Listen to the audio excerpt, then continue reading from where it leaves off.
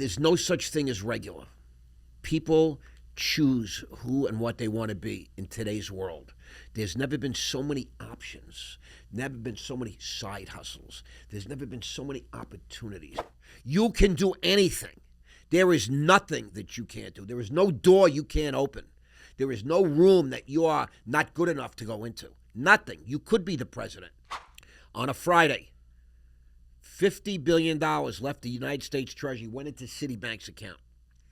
On Monday, all the rating agencies rated Citibank. America's a business. It's the biggest business in the history of planet Earth. We need guys that know how to run business, that know how to dictate terms, that know how to negotiate deals. What kind of morons did we have? They want to take you all to slaughter, really, the pros. They want to lead you to slaughter because they want to separate you from your money. The guys on the street are going to resent me for saying this, but I don't care anymore because the street turned on me in an odd way. This last administration allowed the biggest theft in the history of our country. Yeah, she pretty and I'm sitting thinking, what is it I'm missing? Got it digits, but I'm tripping, thinking somehow that I'm slipping. Say my mission is to get it, girl, you need me in your image. So you know some guys and they're playing. This thing, AI scours the internet, specifically TikTok, Instagram, Snapchat, to predict whether a song, let's just start running. whether a song is going to go viral. And once they have a high probability of it going viral, they make the approach. So they know you're going to go viral before you know you're going to go, before you go viral. And that's what they're doing. And they're making deals. And you don't have a viral. In the bag, in the front zipper of the book bag. You don't have a viral hit yet. So guess what? You'll take anything. And even still. And then next thing you know, you have 2 songs that you put up are viral. Yeah. And you just signed a deal that locks you in for 2 years or whatever. What do you think those AIs are tracking, though? Because there's factors that the AI take into account to come up with this conclusion that they think this is going to go viral. They have algorithms, so what they do is... You think it's the production, the content of the song? No, it's all results. So it's just like the stock market.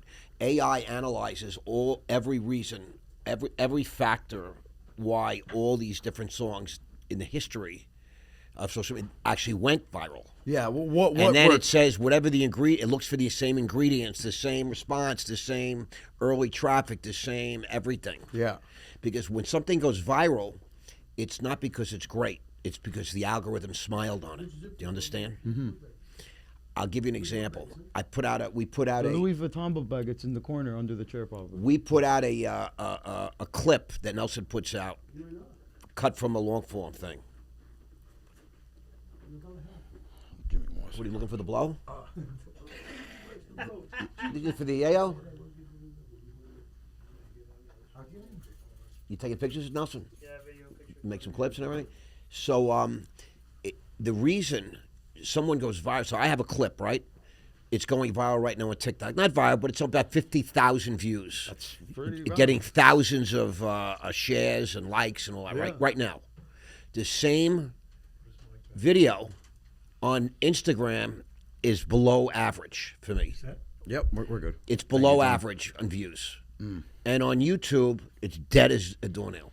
Well, you don't think different platforms give different content, like reward different types of content? They rewards content. It rewards different formats. A lot of people don't realize certain little tweaks on format changes everything. We're learning that now. We're learning that because I'm starting to monetize.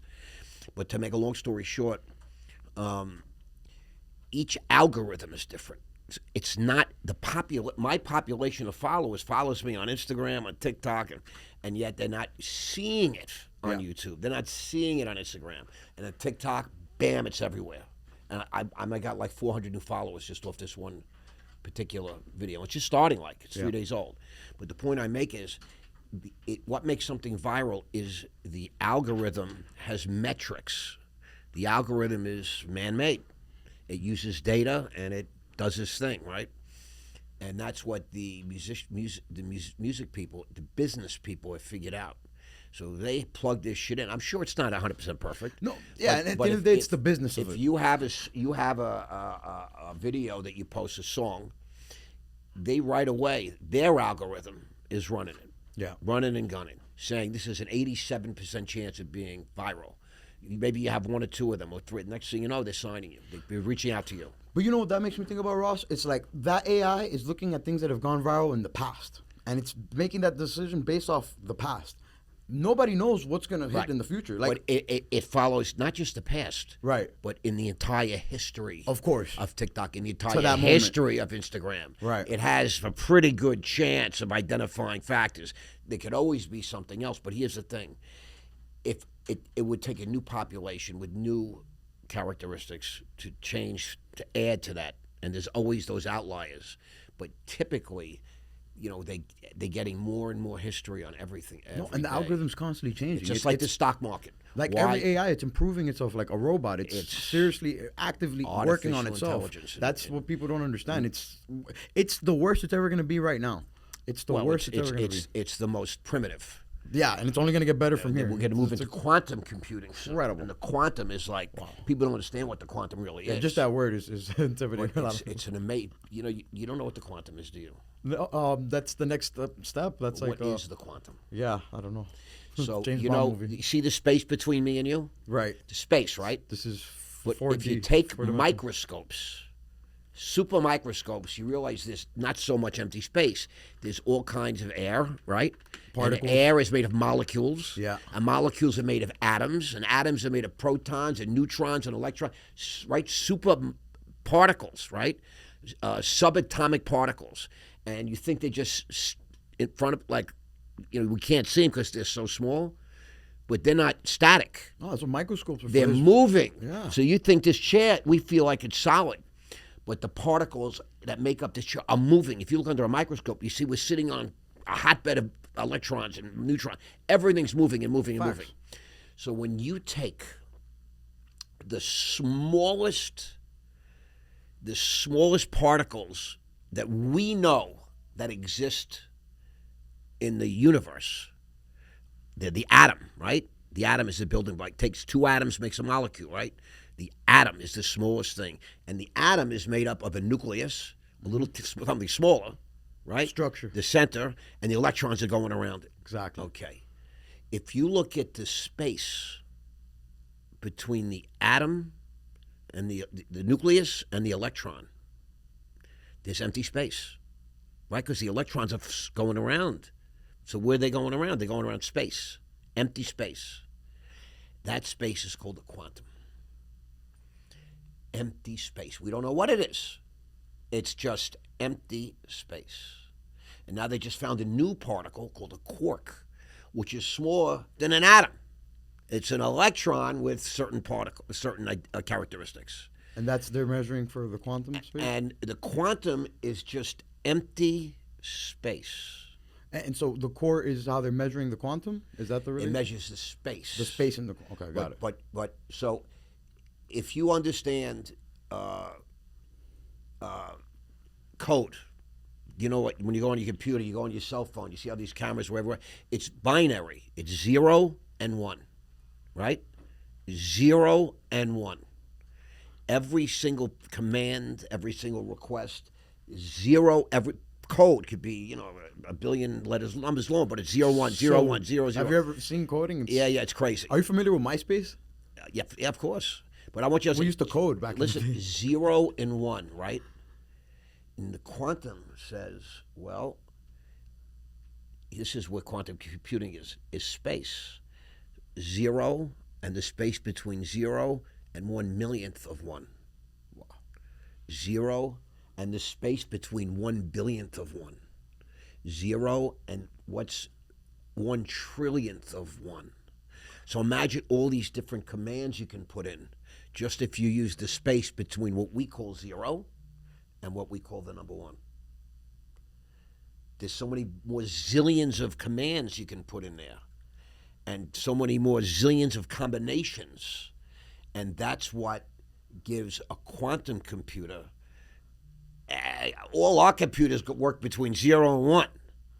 Imagine the intelligence you're giving it when it can go between any space between 0 and the number 1 you can use to code, to program. Infinite. and not infinite. It is actually finite. Oh, really? Because the space is only so much. Space is 0 and 1, right? But there's such small infinitesimal things. It's close to infinite as we can think about. I just look at it like it's always going to constantly find. All right, there's a pocket of space here. There's a pocket of space here. Like it's just with that same logic, you're going to constantly be able to break it down. So using AI, that's how they're building quantum. And so Google has the first quantum computer, and they say one quantum computer the size of your cell phone has more computing power than every computer combined in the history of mankind, including Department of Defense, since the beginning of time.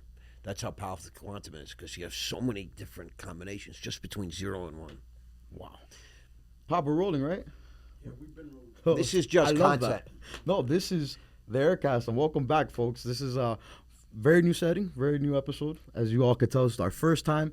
And it's a very special occasion because it's a very special guest. We have a legend, no other way to put it, a leader in multiple industries. And now he's starting what he calls, in his own words, his third run of his illustrious career. We're going to get into it all today.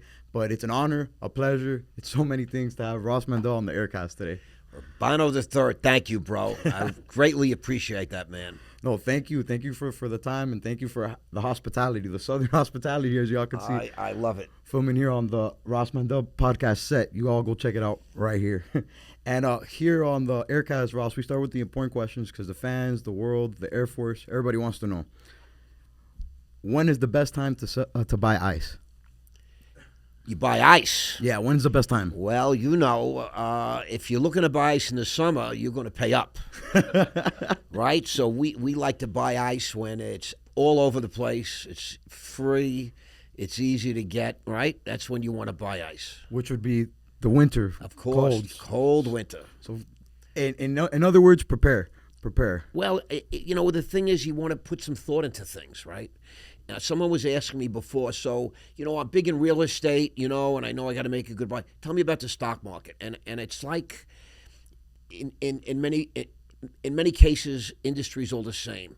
If you buy something right, whether it's real estate, whether it's stock, if you buy it right, you're going to win.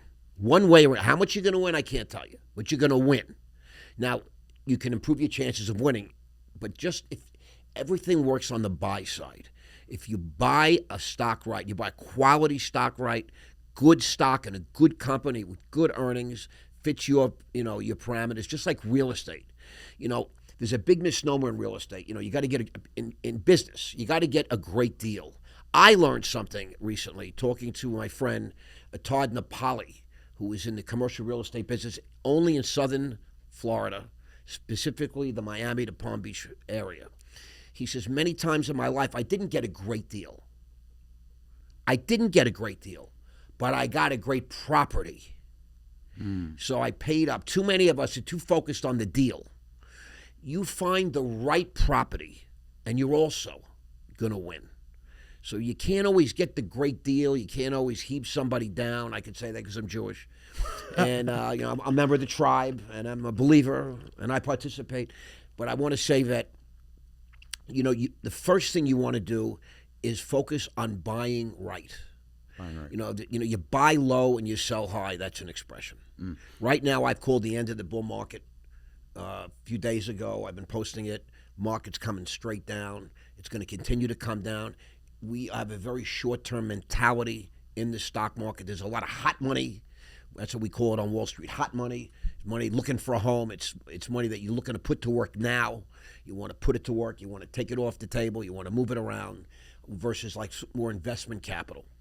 But, real estate, the stock market, ice, buy it right. And it's all a matter of perspective. I heard one time a quote about the stock market, and it's like, it's not even it's all a matter of perspective, because the stock isn't even literally what the company's worth. It's what we all think it's going to be worth. Can you explain that, or what are your thoughts on that? Perception. That's what it is. Everything is perception. You have a party. We're having a party, me and you, and we're looking at our guest list, and they say, what about Ruth? What about Carlita? And you say, nah, I don't want to invite them. I said, why not? Because they're very cliquey, and they're going to act a certain way, so forth and so on. You have a perspective on them. Low stock. Well, the point is we're not even going to invite them to our portfolio. Right. So you have an understanding of the psychology of Ruthie and Carlita, so we're not inviting them to our little party because of the way they are, the way they act, right? The way they behave. It's the same thing with companies. If guys come to me and say,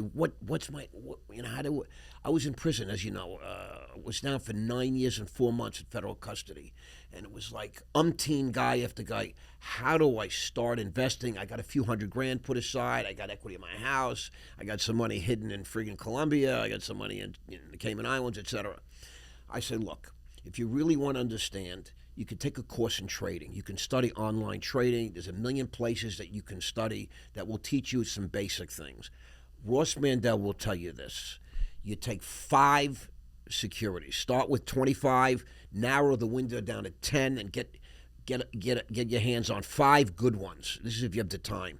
And study the way these 5 stocks act, how they behave on days when the market's down 500, when days the market's up 500. You want to chart these things every day, time, sales, volume. Without volume, a price move is meaningless, just so you know. It's a fake. Wow. You want volume. You want volume as a confirmation of a price move, of an event. And you want to study how these securities act prior to earnings announcements, post-earnings announcements. You want to see who the guys are. You get what they call level 2, so you can see who the market makers are. Today, you could just go online and pay a service $100 a month and get all this information. So somebody doing it for you. Right. They provide. Years ago, when I was coming up, you had to be a member of the club, you had to be licensed, you had to be part of the association, and you had to qualify and have licenses. Today, any dingbat can sit home and trade stocks, and they want that. They want to take you all to slaughter, really, the pros. They want to lead you to slaughter because they want to separate you from your money. That's the whole idea of Wall Street. It's the way the system's set up. Yeah, listen, the guys on the street are going to resent me for saying this, but I don't care anymore because the street turned on me in an odd way, and the government turned on me, and, specifically the Democrat Party. I was a victim of lawfare long before Donald Trump, and we used to say, we're going to take your money and our experience, and we're going to turn it into our money and your experience. So that's really the mantra on the street. That's what guys are taught. That's what that's what the system is designed to do. They're teaching you.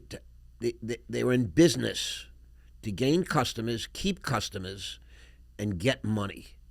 And if you look at these giant pools of capital, there is so much capital right now in the hands of very few people. Look at Blackstone, BlackRock, Vanguard, State Street. I mean, you're talking about those 4 entities control about 85% of the S&P 500. Monopolies, otherwise. How'd they get all that money? How did those companies amass all this money? Okay, they figured out the best mousetrap to separate you from your money. Now it becomes their money and their power. So, this is a system that's highly developed, that features some of the smartest alpha male types in the history of the universe, of our universe. These are real men that have forged a system and sold it to everybody on planet Earth. And it's about separating you from your money, turning your money into our money. And when do you think is the greatest time to create capital with all these things going on? The Democrat Party turning into the Republican Party turning into the Democrat Party, with all these policy changes, all these political leaders doing pump and dumps with crypto and NFTs. It feels like the system's always putting out these things to get the smaller person. To separate you from your money. All these Discord channel guys and Telegram channel guys are going to make you rich. They're going to teach you how to write options on futures of secondary and tertiary cryptocurrencies. Complete scams that are all being revealed, unfortunately, right now, where the market's down 1,000 points in the last couple of days, maybe 2,000, down like 500-600 today, et cetera. And it's going to continue like this for a long minute because there's a lot of healing that has to be done because this last administration allowed the biggest theft in the history of our country. Scam after scam after scam, and all they do is figure out a way to enrich themselves and their sort of compatriots, their boys, if you will. There's never a bad time to create capital. Never. My favorite is the worst of times. And in the deep winter, when everybody's running for the hills. So in a good time, like we've had the last couple of years, last bunch of years, everybody's pitching everybody a deal. And all these deals sound good. And guys have big balls when they come to you with big confidence. And a lot of these deals have been working.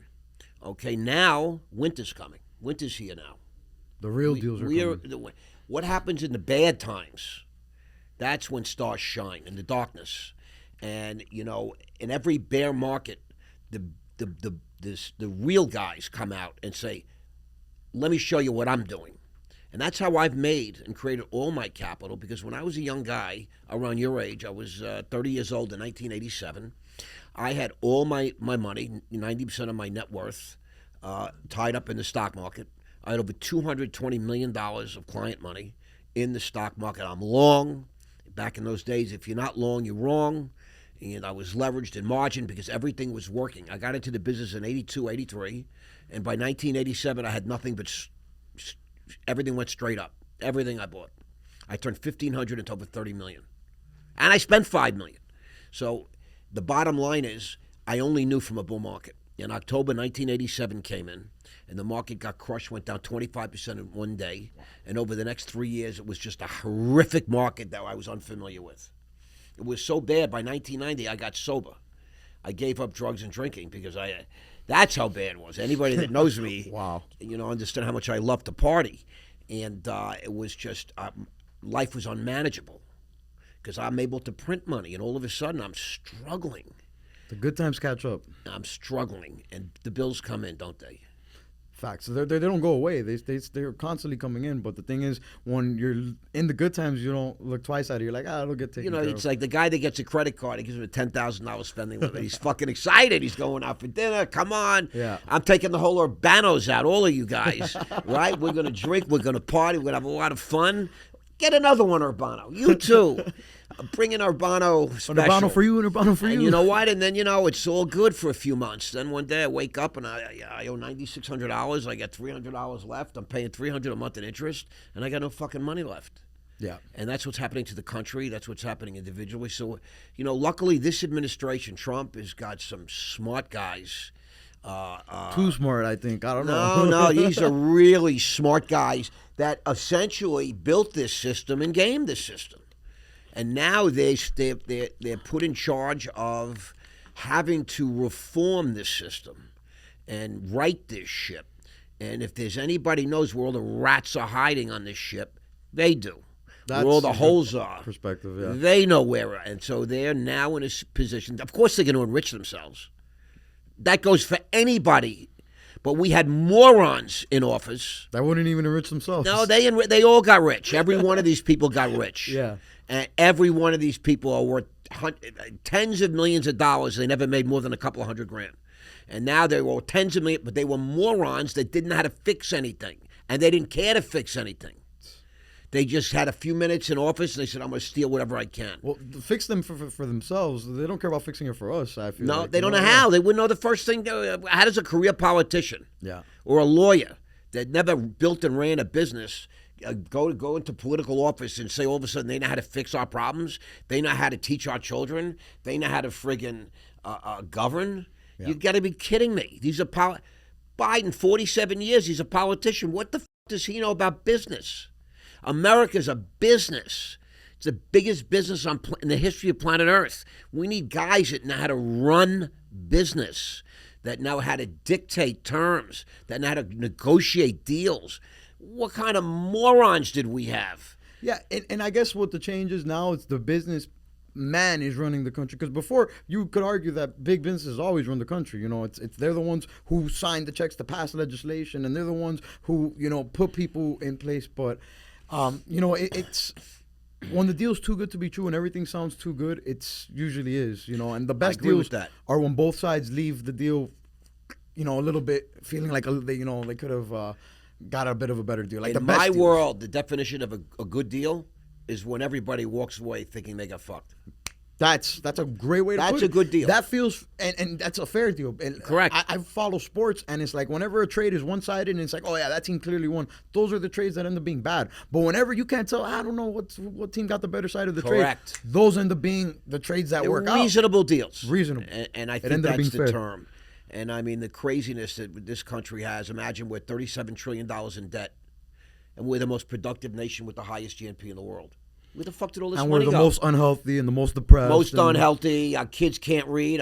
We're not even in the top 50 as far as reading and math Yeah, in most the world. uneducated, crazy. Our bridges are fucking falling apart. Our highways are falling apart. They've been stealing Where's the money going? out the back door. Then the last 15 years, they've been stealing out the front door, cleaning us out. So what do you think is the number one reason regular people, not big business, who have family bonds and have Yes. net security nets in place, what do you think is the number one reason us regular people lose money and go broke? I'm going to tell you why. There's no such thing as regular people anymore.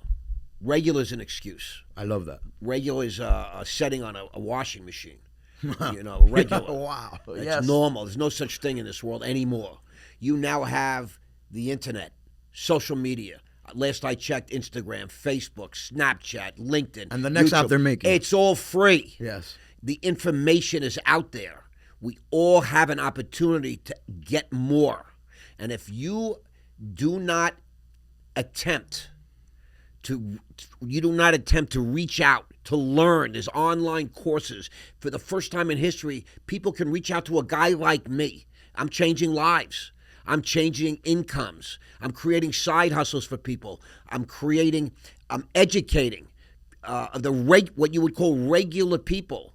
And you can belong. You can get in touch if you want real estate. Grant Cardone is available. If you're interested in online education, Brad Lee is available. You can get in touch with Elon Musk even.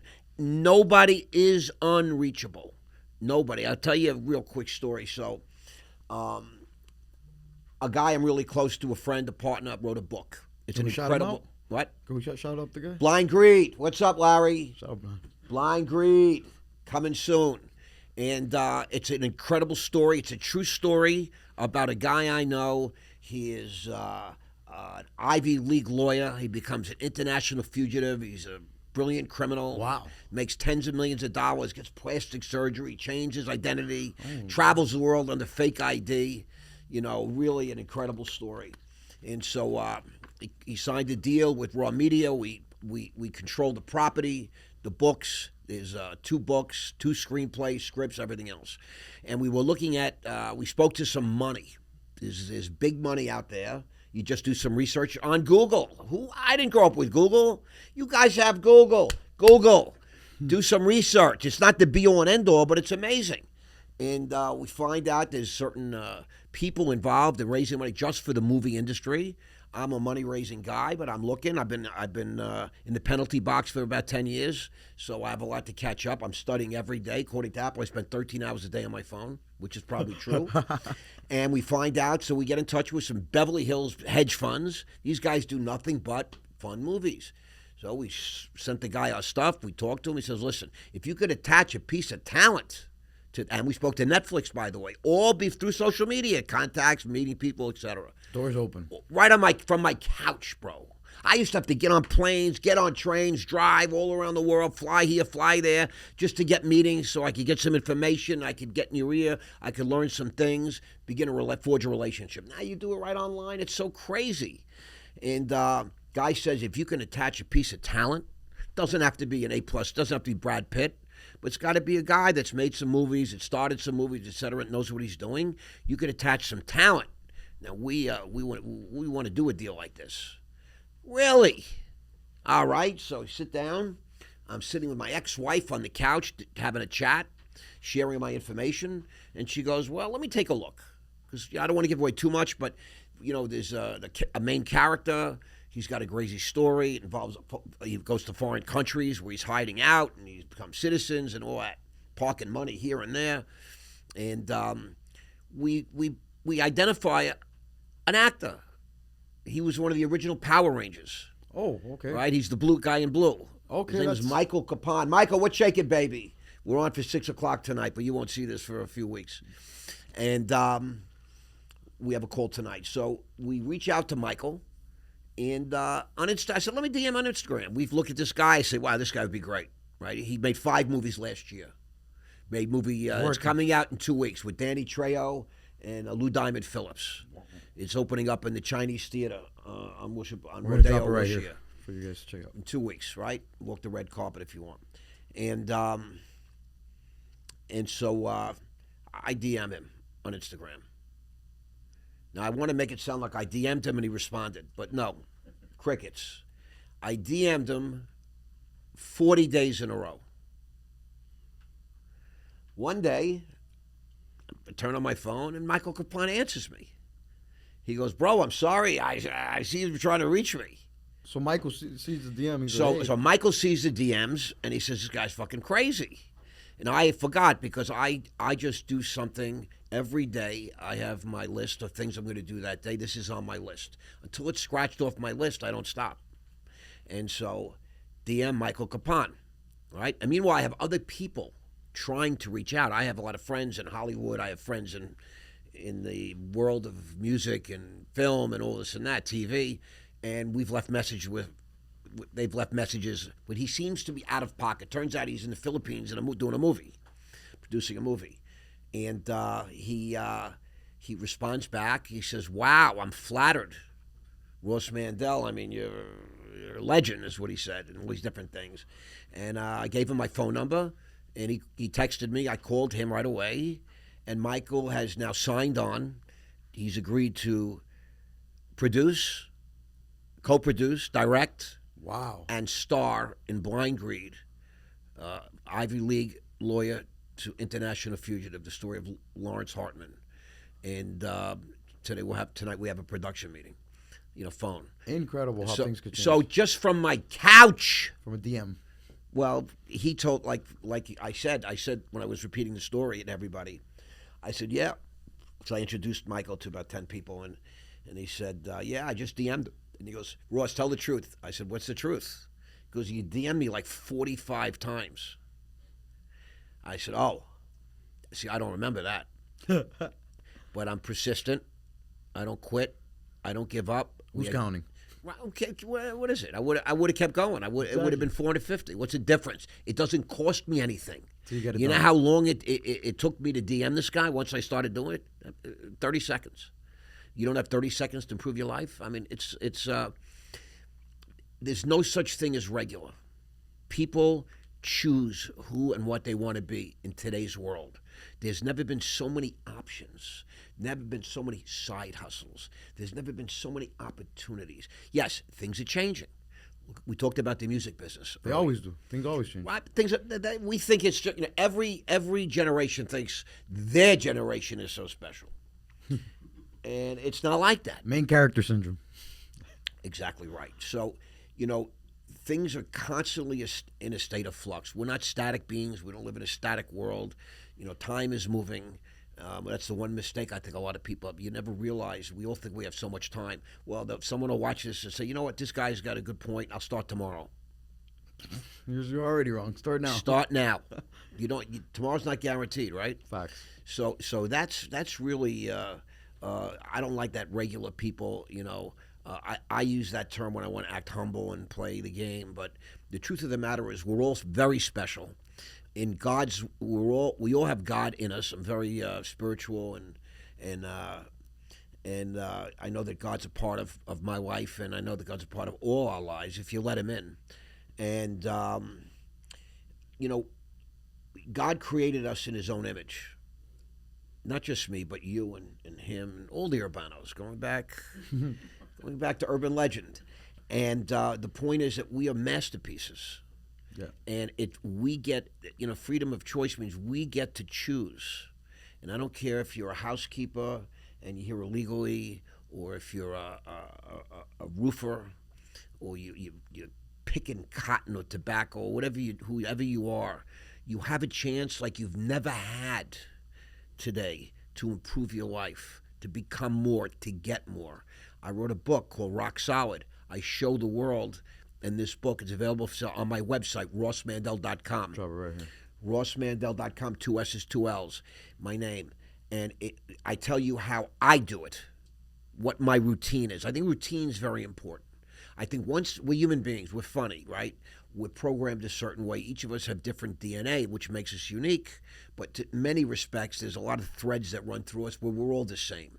And it depends what you focus on. If you're looking for differences, you're going to find differences. If you're looking for the commonalities, you're going to find that.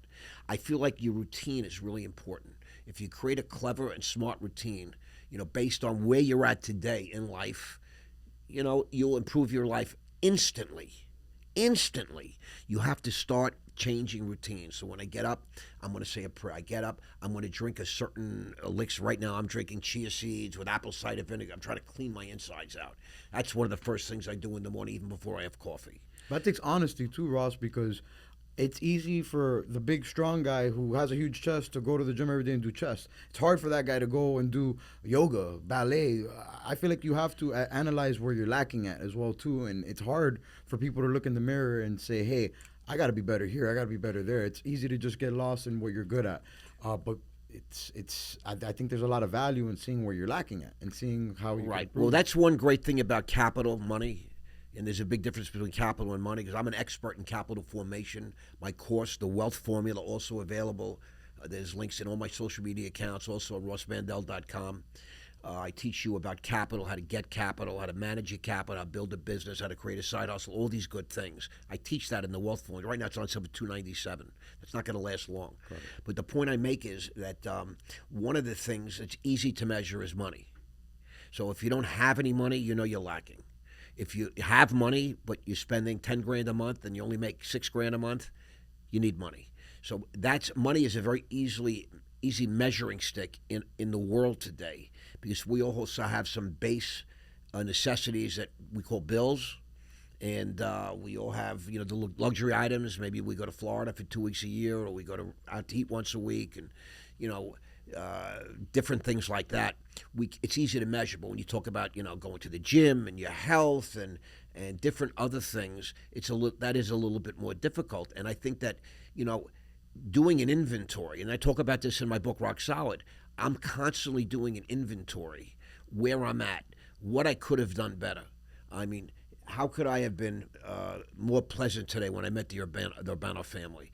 How could I have made our podcast a little better? Did I say something to Nelson that was out of line? Was it too personal, et cetera, and so forth? Should I have given him an extra $100 or whatever it is? So I constantly reflect on my day, and that I talk about. We all have businesses and homes, and we're constantly doing inventory. But are we doing what I call a moral inventory of ourselves? I want to be better. Ross Mandell, one of my characteristics is I was always told when I was a kid, and this I praise my parents for. My dad died when I was a kid, 16 years old. And they said to me, you could be anything you want in this world. You can do anything. There is nothing that you can't do. There is no door you can't open. There is no room that you are not good enough to go into. Nothing. You could be the president. I was raised that way. And that helped a lot because, I married a woman whose father said, don't go to college. You're a woman. You're just going to make babies. You're going to marry a guy. Get a job at a deli instead of going to college. This is what her parents said to her. Wow. And she's a brilliant woman that now has her own business and, makes real money. But it's been a process of trying to, we have those tapes that play in our head. Since we're kids, we might poo-poo our parents, but we play the tapes in their voices. My mother passed away last July. I still hear every day, telling at me, you could do this, you could do that, you could have done this better, you could be more. Not always healthy advice for me. But the truth is, this is our life. This is your life. This is no dress rehearsal. You don't get a chance to do this again. Facts. Make it happen. No. Life is not a spectator sport. A lot of guys sit back and they watch. They watch life. They watch everybody else's life. They got into their routine. They got a job. They got married. Complacent. They had kids. Yep. And they just sit back. They think that's all they can do. You can do so much more. There's no limitations. There's no ceilings. It depends on, what do you want? What do you want out of life? And you've done a lot with your life, Ross. I like, if we can, let's go through the story. Let's tell the story of from Capital. Is Capital Sky the big one? Sky Capital was the last company. The last one. That I built. Okay. And I'd say it was a crowning achievement for me because I did things that, when you go into an industry, we all like to feel like if you worked in an industry for 20 or 30 years, you like to know that you did accomplish something.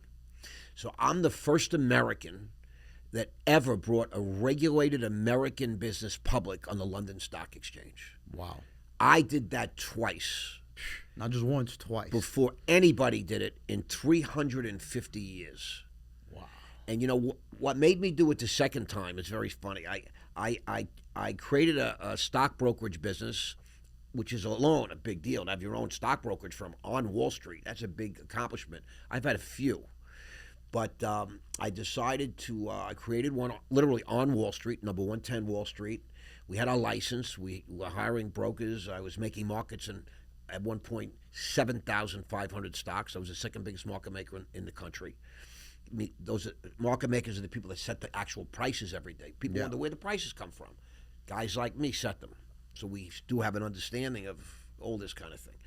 And I took that company public on the London Stock Exchange, which is 100 years older than the New York Stock Exchange and much more prestigious, in my opinion. And everything we do in this country in that world came from what we learned in England, the way the English did it. The English ruled the world for 900 years. Wow. Not everybody knows that. They teach you that, the American Revolution, and we knocked England out of the box here in America, George Washington, and we have our own country. But they ruled the whole world for 900 years. And they, from a little island in the middle of fucking nowhere, North Atlantic, and they really, the English did incredible achievements. And so I get this company public. I'm the first company to go public after 9/11. So we had the dot-com crash. Wow. In 2000, March of 2000. Crazy time period. Market gets crushed. Enron, fourth biggest company in America, goes to zero. WorldCom, the phone company, the biggest company in the whole world, goes to zero. Okay? Amazon, the company that we know and love today, went from $330 to $3 in 6 weeks. And people were dying. And that's when I launched Sky Capital. And everybody was hiding under their desks. Nobody was answering the phones. And I was out there going, I got this. Full circle moment. This is the winter. I'm pitching a new deal saying the end is near. I'm going to be buying everybody out in my sector, in the financial industry, for 5 cents on the dollar, not even 10 cents. And I wrote a whole paper on it. And I started raising money, and at first everybody's like, well, I don't know. And then next thing you know, boom, boom, boom, boom, boom, boom, boom, boom. Sold that $9 million in like 2 minutes. And began this journey. And I create this very cool brokerage firm. I got a big space. I spent $2 million on my network. I bought the best Dell stuff that existed at that time. And so I'm being celebrated in England. I go public. I'm the first deal after 9/11 in all of England on the stock market. My stock's up 40% the first day. I was the number one performing stock in England for 2.5 straight years. I'm like a celebrity over there. They put me on national TV. They used my success on a screen to let everybody in England know, in the UK. This could be you. The market's back. Come on in. It's safe. Bring your money back, because no one was buying stocks. The stock market closed for 1 week after 9/11. We went through 2 world wars, and we didn't close for 2 days. 2 full world wars. But 9/11, those terrorists closed us down for more than a week. And it was really almost ended our system. And so I'm being celebrated. I'm at this rugby match in this giant stadium. And my underwriters, the guys that put their names on my deal, had all the CEOs from all their public companies. We were being celebrated, and the press was there. And one guy says to me, Mandell, none of us can figure out whether or not you're smart, you know something we don't know, or you just got lucky. I said, excuse me? I mean, this is the middle of like cocktail hour, and all these other CEOs are standing there listening. And he says to me, well, granted, you did something nobody ever did. My hat's off to you. Wow. Nobody ever did. Our hat's off to you. But you know what? Maybe you got lucky. Maybe just right time, you backed into something. We don't know. You show me a guy that does something twice that nobody's ever done, then we all know he's smarter than we are. He knows something none of us know. And I took that literally. I was fucking pissed. He was drunk, and I was sober. And all these guys are standing around nodding their head because the English are very polite. But if you think polite is mannered, to me, if a guy's not telling you what he really thinks, to me that's impolite. It's like pseudo rudeness. I had a house in England. I bought a townhouse there, and right in London, and I know when a guy's being nice and lying to his teeth. I know when a guy can't stand me, but he's acting like he's my friend. I know when a guy doesn't give a shit, but he's acting interested. I'm just tuned into these kind of things. I'm a sales guy, whatever. And so that got under my skin. And I kept thinking, you know what? Watch this. I'm going to do it. I raised $1 billion. I bought about 10 different companies, created a fund, highly regulated, right? The fund is being quoted every day in the papers. And I took that public, called Sky Capital Enterprises. It took it public at £1, which at the time was about $1.50. And the first day, it doubled. It went up 100%. Wow. And the stock exchange called me up and said, Mr. Mandell, if you'd like to start selling your shares, we give you permission. I said, but 2 days ago, you made me sign a lockup that I couldn't sell for a year and a day. That's the law in most places. Yeah. He said, yes, but we're the stock exchange. We'll make an exception. And we're releasing your shares because, frankly, everybody's buying it. There's no selling. We need stock. I said, okay. So at that was a confirmation that I was really good at something. I put my imprint, my name, and then just so you guys all know, in the next year, following my I create a footprint. I showed the world how you to do something in that world, because it was pretty technical and complicit. It wasn't exactly, This is your proof of let's concept. go public. Yeah, proof of concept. I could do this. It was really something. It was it's $1 billion idea. What I did, I created 200 American companies went public offshore that never would have done it if they didn't learn how to do it from me, including some of the biggest private, like KKR, Kohlberg, Kravis, and Roberts, biggest companies in the world, $1 trillion company. They manage $1 trillion plus. Wow. Plus, Blackstone, all these companies, Apollo, all of them utilized the footprint that I created.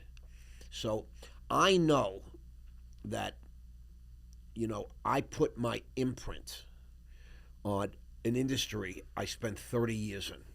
Left your mark on it, definitely. Right. And so that, to me, is iconic.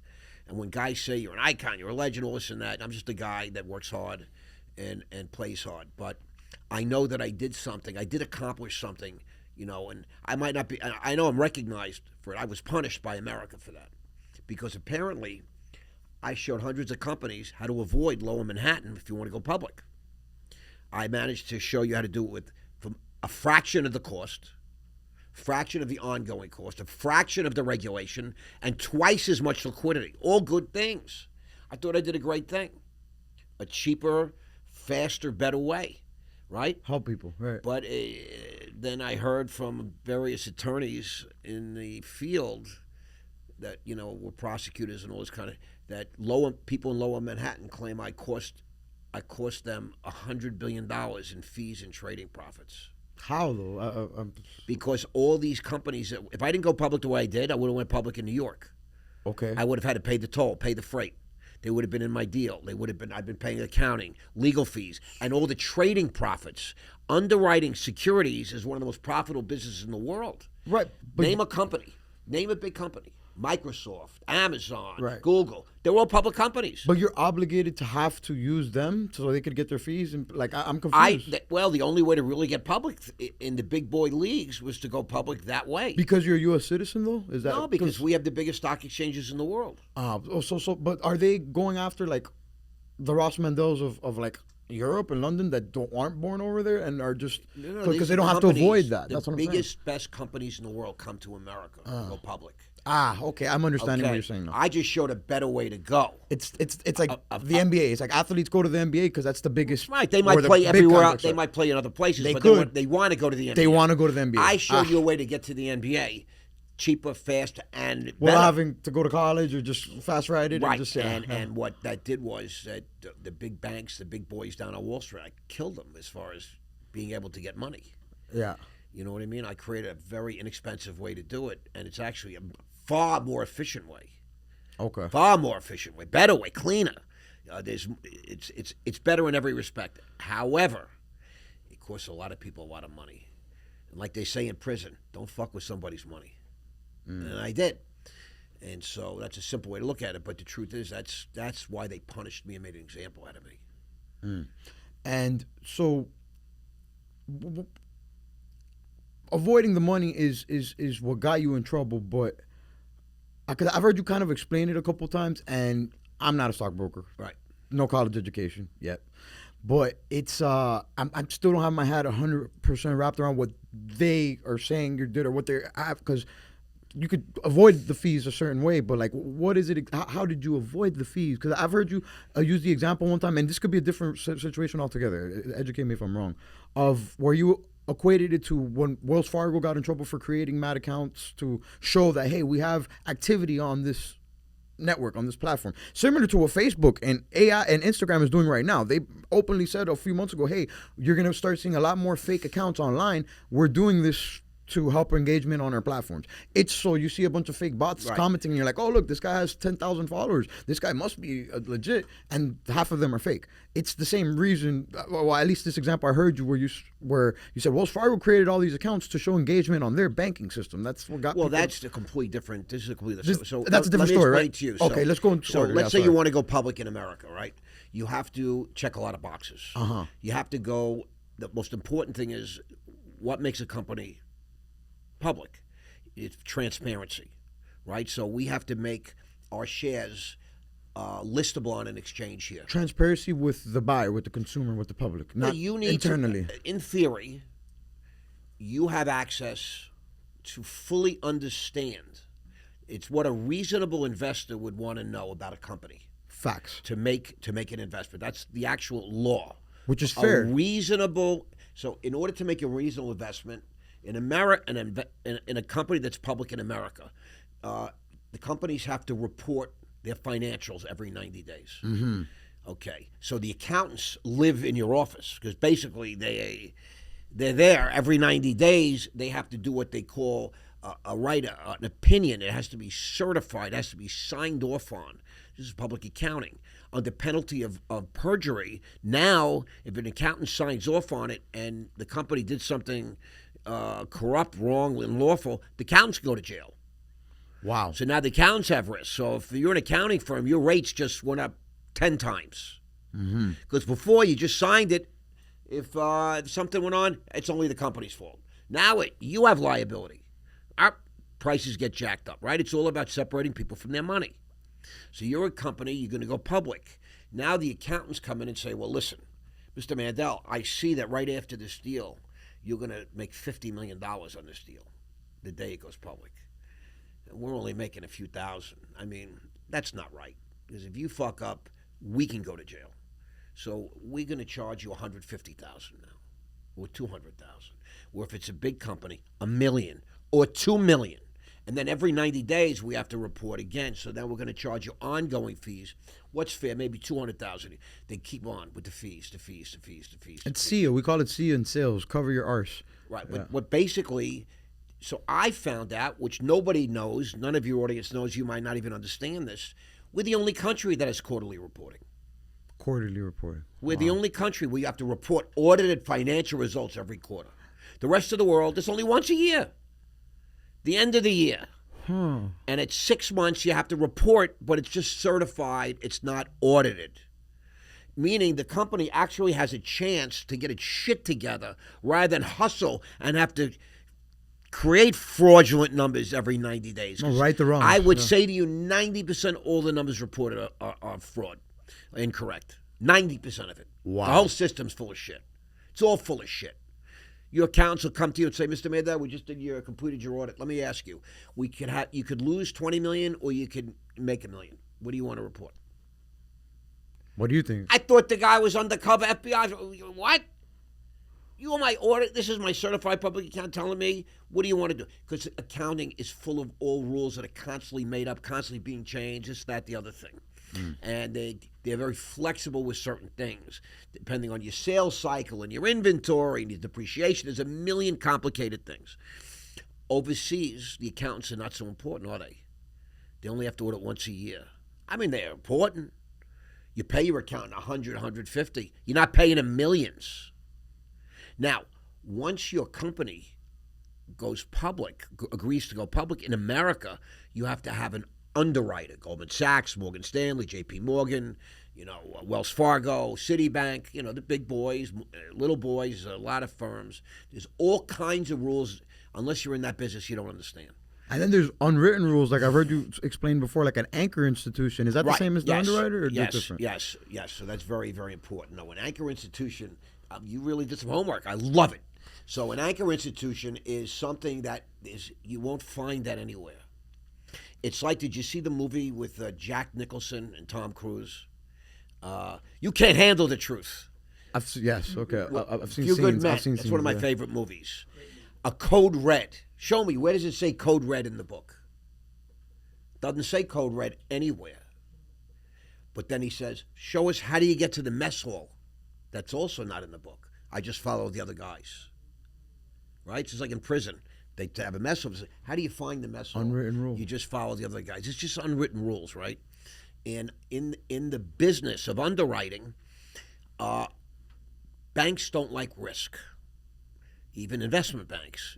They want as little risk as possible because they have money. They hold capital. They want to make as much money as possible. They want to charge you as much as they can, but they want as little risk as possible.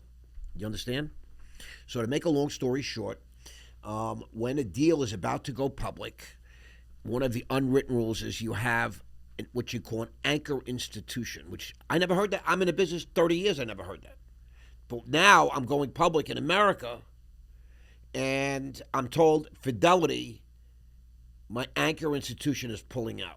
Meaning, let's say you go public. The day you go public, your company's public a few hours, and they kill a president.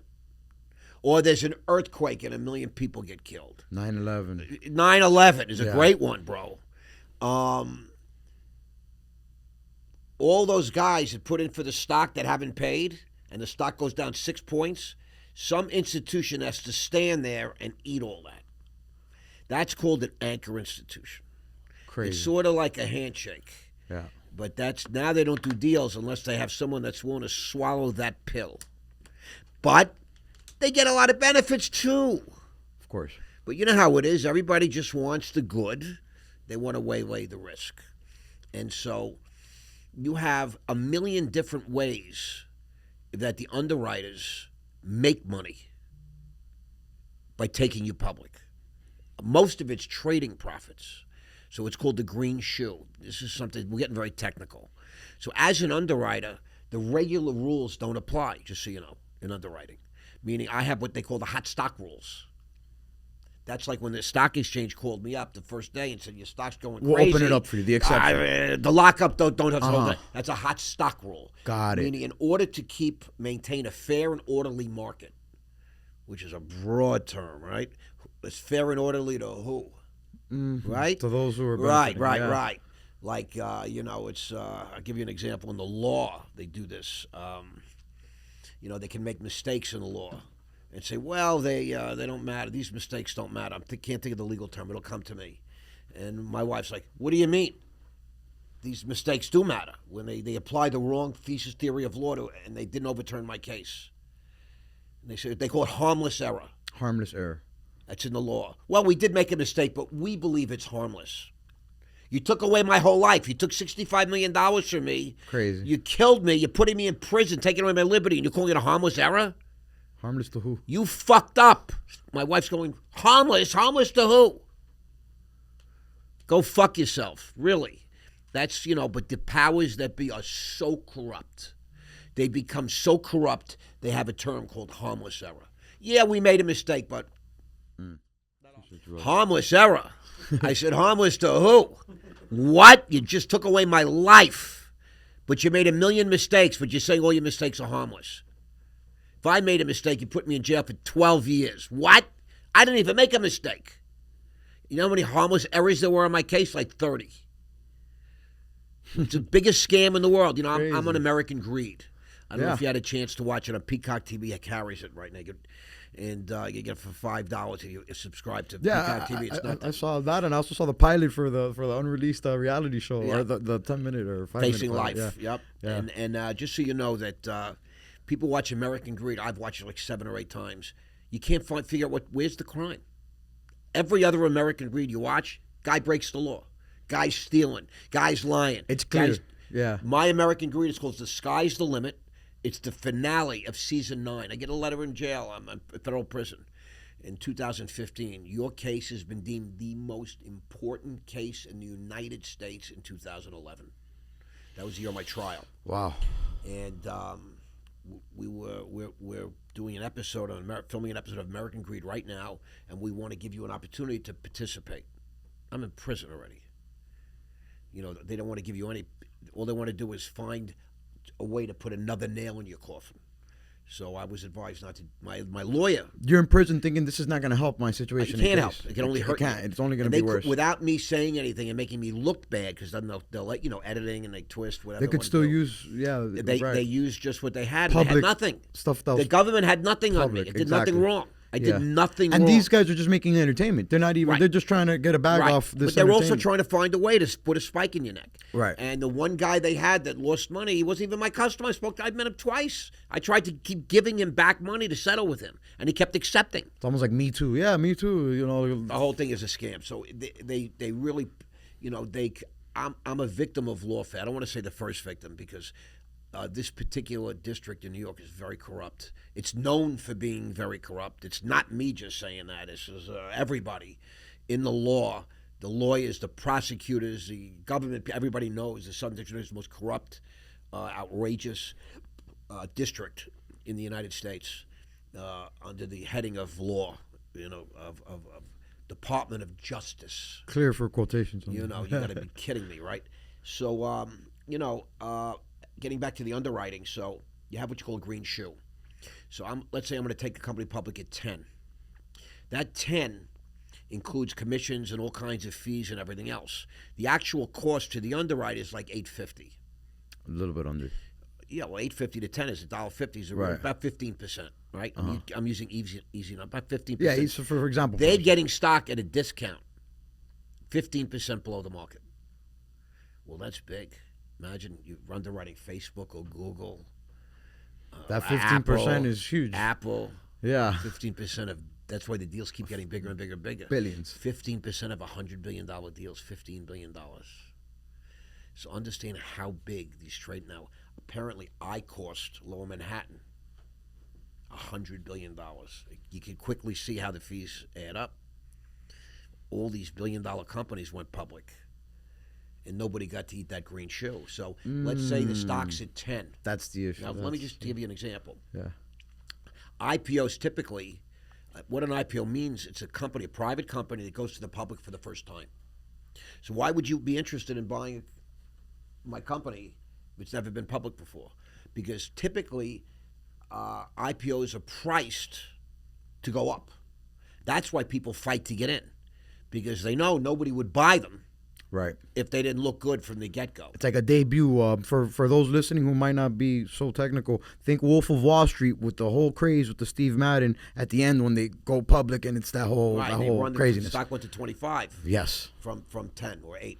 But to make a long story short, so imagine you have this green shoe, right? So you have a $10 stock, and the underwriter gets it 15% below the price.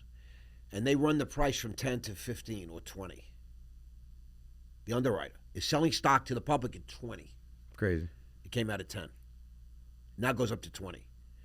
They have the right to buy the stock for $8.50, 15% below the price. That's crazy. Do you understand what a money machine the game is? Yeah. It's a fucking money printing machine. It's a license to print money. And it's a cheat code. Yeah. You understand? I used to say all my life, God forbid I ever had to get a real job. And I had to work for a living.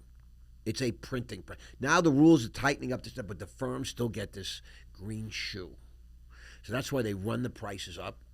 The investment banks buying the stock for 15% below the offering price, and they're selling it to the public, making buku dollars, real money, sick money. And they say that I created a footprint that allowed firms to go public around the world, and this way the banks in Manhattan didn't get a chance to wet their beaks. So somebody put in a call over to the Department of Justice, over to the couple of prosecutors in Lower New York, just like they did to Trump, and all of a sudden I'm getting indicted. And they said I manipulated the London Stock Exchange. That's what they said. The London Stock Exchange came to my trial and said Mr. Mandell didn't do anything wrong. He did nothing wrong. There's no violation.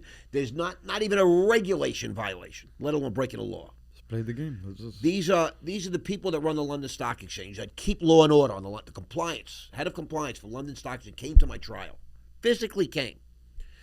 And these two prosecutors, this prosecutor in Lower Manhattan is claiming that I manipulated the London Stock Exchange. And I did, because that was my job in London. Just like when I drove my car in London, I drove on the other side of the street. Because that's the law over Because there. I'm in London. That's the law. And I'm dealing with London traffic. I was not accused of ripping off any Americans. I don't have one lawsuit, not one. I'll give you an example. Jordan Belfort, Wolf of Wall Street, you mentioned him earlier. Yeah. Got out of prison, he had 200 lawsuits. Wow. He has investors that lost money. They have their own Facebook page. Man, They from have an people. Instagram This page. is lawsuits from actual They owe over humans. $100 million. He owes $100 million still to this day. He owes over $90 million left. Jesus. You know how much I owe victims? Zero. Wow. Zero. Because a couple of prosecutors in Lower Manhattan decided that I manipulated the London Stock Exchange while I was in London, obeying on London law with only non-Americans as customers. Does that make any sense? Wow. It's a hit job. Yeah, I was going to ask if you felt like you were unfairly targeted, but I feel like now that's Always a hit job. Everybody knows it. Everybody in the industry knows it. very clear as day. Wow. Crazy. It's really crazy. And the people in London have called me, have reached out to me since I'm out of prison and said, listen, you're welcome here. You're welcome to bring us, in fact, we'd like you to bring us more deals. You know what they told me? They said, you brought 12 deals. You changed the economy. You brought 12 deals here, all that worked. You didn't leave an unpaid check, an unpaid receipt, an unpaid nothing. Every single thing you did was law-abiding. We don't have one complaint. We don't have one lawsuit. We don't have one problem with you. They say I did all these things, right, in Lower Manhattan. Meanwhile, nobody shows up, no victim statements, no complaints. And you nothing. couldn't skate this trial? You couldn't just leave to London or they'd extradite you? What's the situation? Yeah, they would have extradited me. I could have gone to a non-extradition country. Non-extradition country. But that makes me look very guilty. That makes you look guilty, so you can't even I talked to fight my it. wife about it at the time. Since we're divorced, and she said, "Is this a lesson you want to give to your children? Did you rob these people? I could have made a deal and got no jail time. Wow. I could have just pled guilty to some crime." No, but you felt... And my wife said to me, I was going to do it. I thought about it. It made sense at the time, and I would have saved me $50 million.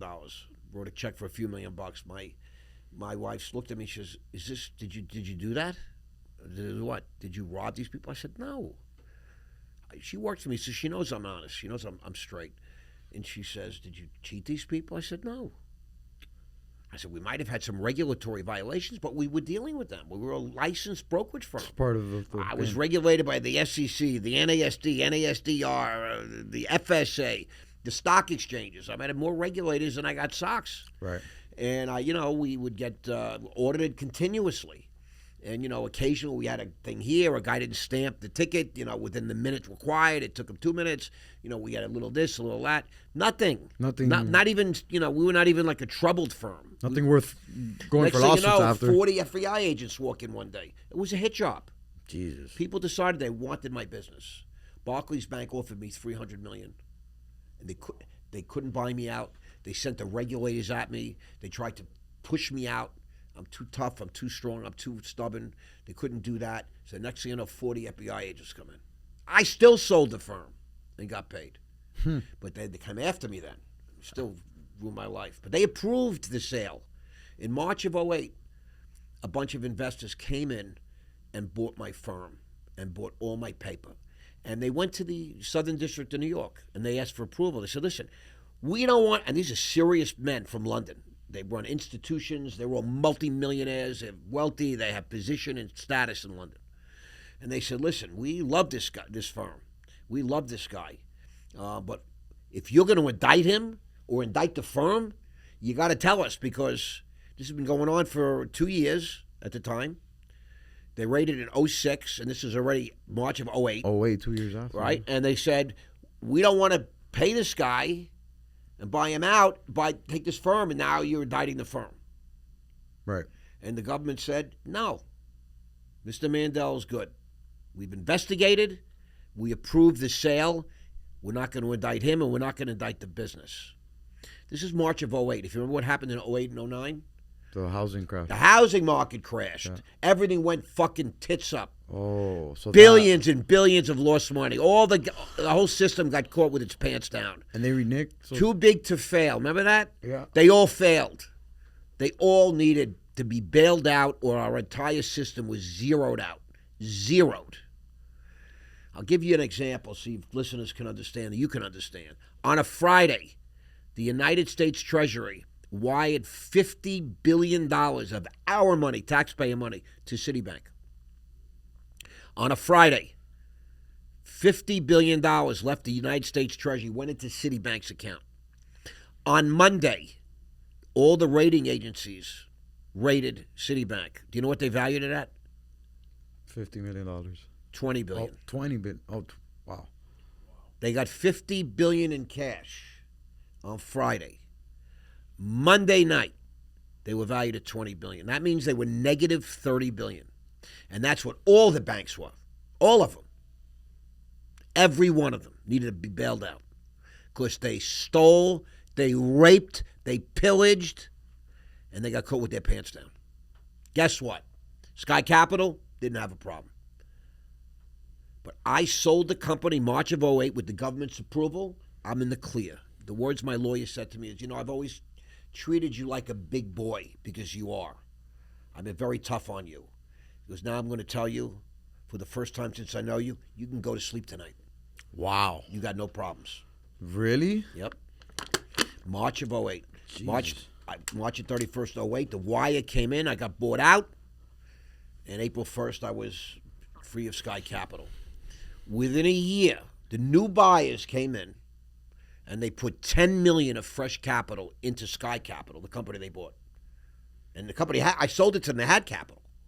They were in good standing, never a problem, even with all the government interference. They put $10 million of clean capital in. In less than a year, they were out of business. What? Because you just can't buy a brokerage firm and think that you run it. It's a very tough business. You got to know what you're doing, and it looks easy from the outside. Yeah, when the market's going up, it's easy. When the market's going down, if you don't understand the game you're in, you're going to be taken out. You have to do the work. You have to do the education. You have to know. It's not. Guys 30, 40 years in the business could run a firm. Right. It's a tough business, and it's for tough guys. And I was good at it, really good at it. I never had a firm that had a problem, except till. So then, after all the crap with 09, 08 and 09, all the too big to fail, the SEC went around and they bragged on national television and all the national. We have filed more cases in the last 30 days than we have in the last 10 years, in the last 100 years. They just said, anybody that you have a file on, indict them, charge them. And that's what they did. So they that don't was file on me. an initiative to just Right, they had to get on TV and let everybody know the system's not going to fail. make an example. That's it. Round up the usual suspects, and that's why I got indicted. Wow. Now, I could have made a deal. That's where I'm stubborn. I could have made a deal. I should have made a deal. And but I would be admitting to something I didn't do. In the meantime, they bailing out Citibank. Nobody got arrested. Bailed out Goldman Sachs. Nobody got arrested. Bailed out Morgan Stanley. Nobody got arrested. Bailed out Wells Fargo. Nobody got arrested. The big nine, the too big to fail, all failed. Not one arrest. $700 billion went out. AIG, our biggest insurance company, needed $130 billion to get bailed out. Nobody got arrested. But they arrested a bunch of guys that weren't affiliated or connected with the big boys that go to the right clubs, the right families, the right political connections, etc. So you guys know. That's the truth. And then, so after all this, after American Greed, all these hit pieces, these stories, and also, you've had positive, like the Forbes things and things, good things come out about you as well. What's one thing you think people get wrong about you a lot? When I was in prison, everyone had cell phones. Everybody would read up about me, and a lot of guys would say to me, I thought you'd be taller. Damn, bro. My brother's 5'11", my dad was 5'11", I'm 5'9". Damn, I wish I was a little taller. Everybody looks taller than me today. I feel like I'm shrinking too. Right? These guys that are 6'3", 6'4", they look beautiful in clothes and all these kind of things. But people I think are stunned when they meet me that I'm just a regular guy. I'm a good guy. I'm high energy. Very humble. I'm humble. I'm friendly. I always try to help people. I always extend a hand. People look at me like, "What's his angle?" I don't have an angle. People. One of the things that is amazing, I'll never forget the first time I was on national television. I was on for 9 minutes. It was called CEO. Right after I went public the first time, stocks up 40% the first day, and they're making such a big deal out of me. This is in London. In London, yeah.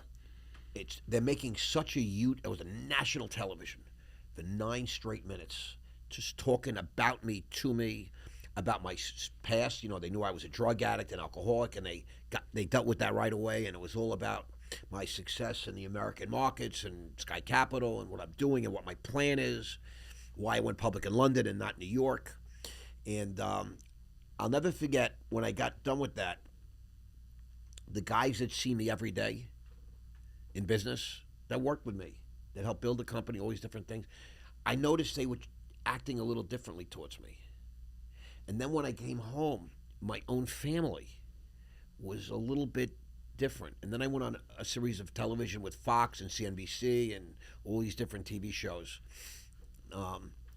And my own family and my own neighborhood, people that know me, see me every day, all of a sudden are looking at me and treating me a little bit differently. Transactional, you think? No, I think what happens is when people see you on television, something about seeing you on that box, they start to look at you, perceive you differently.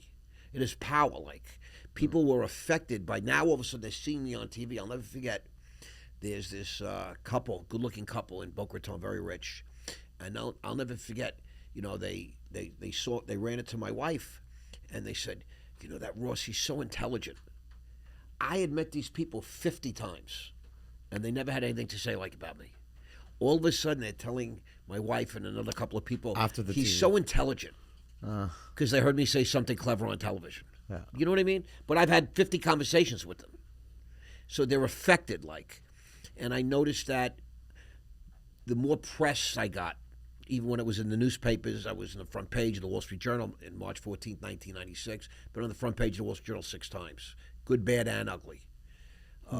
Not just one or the other.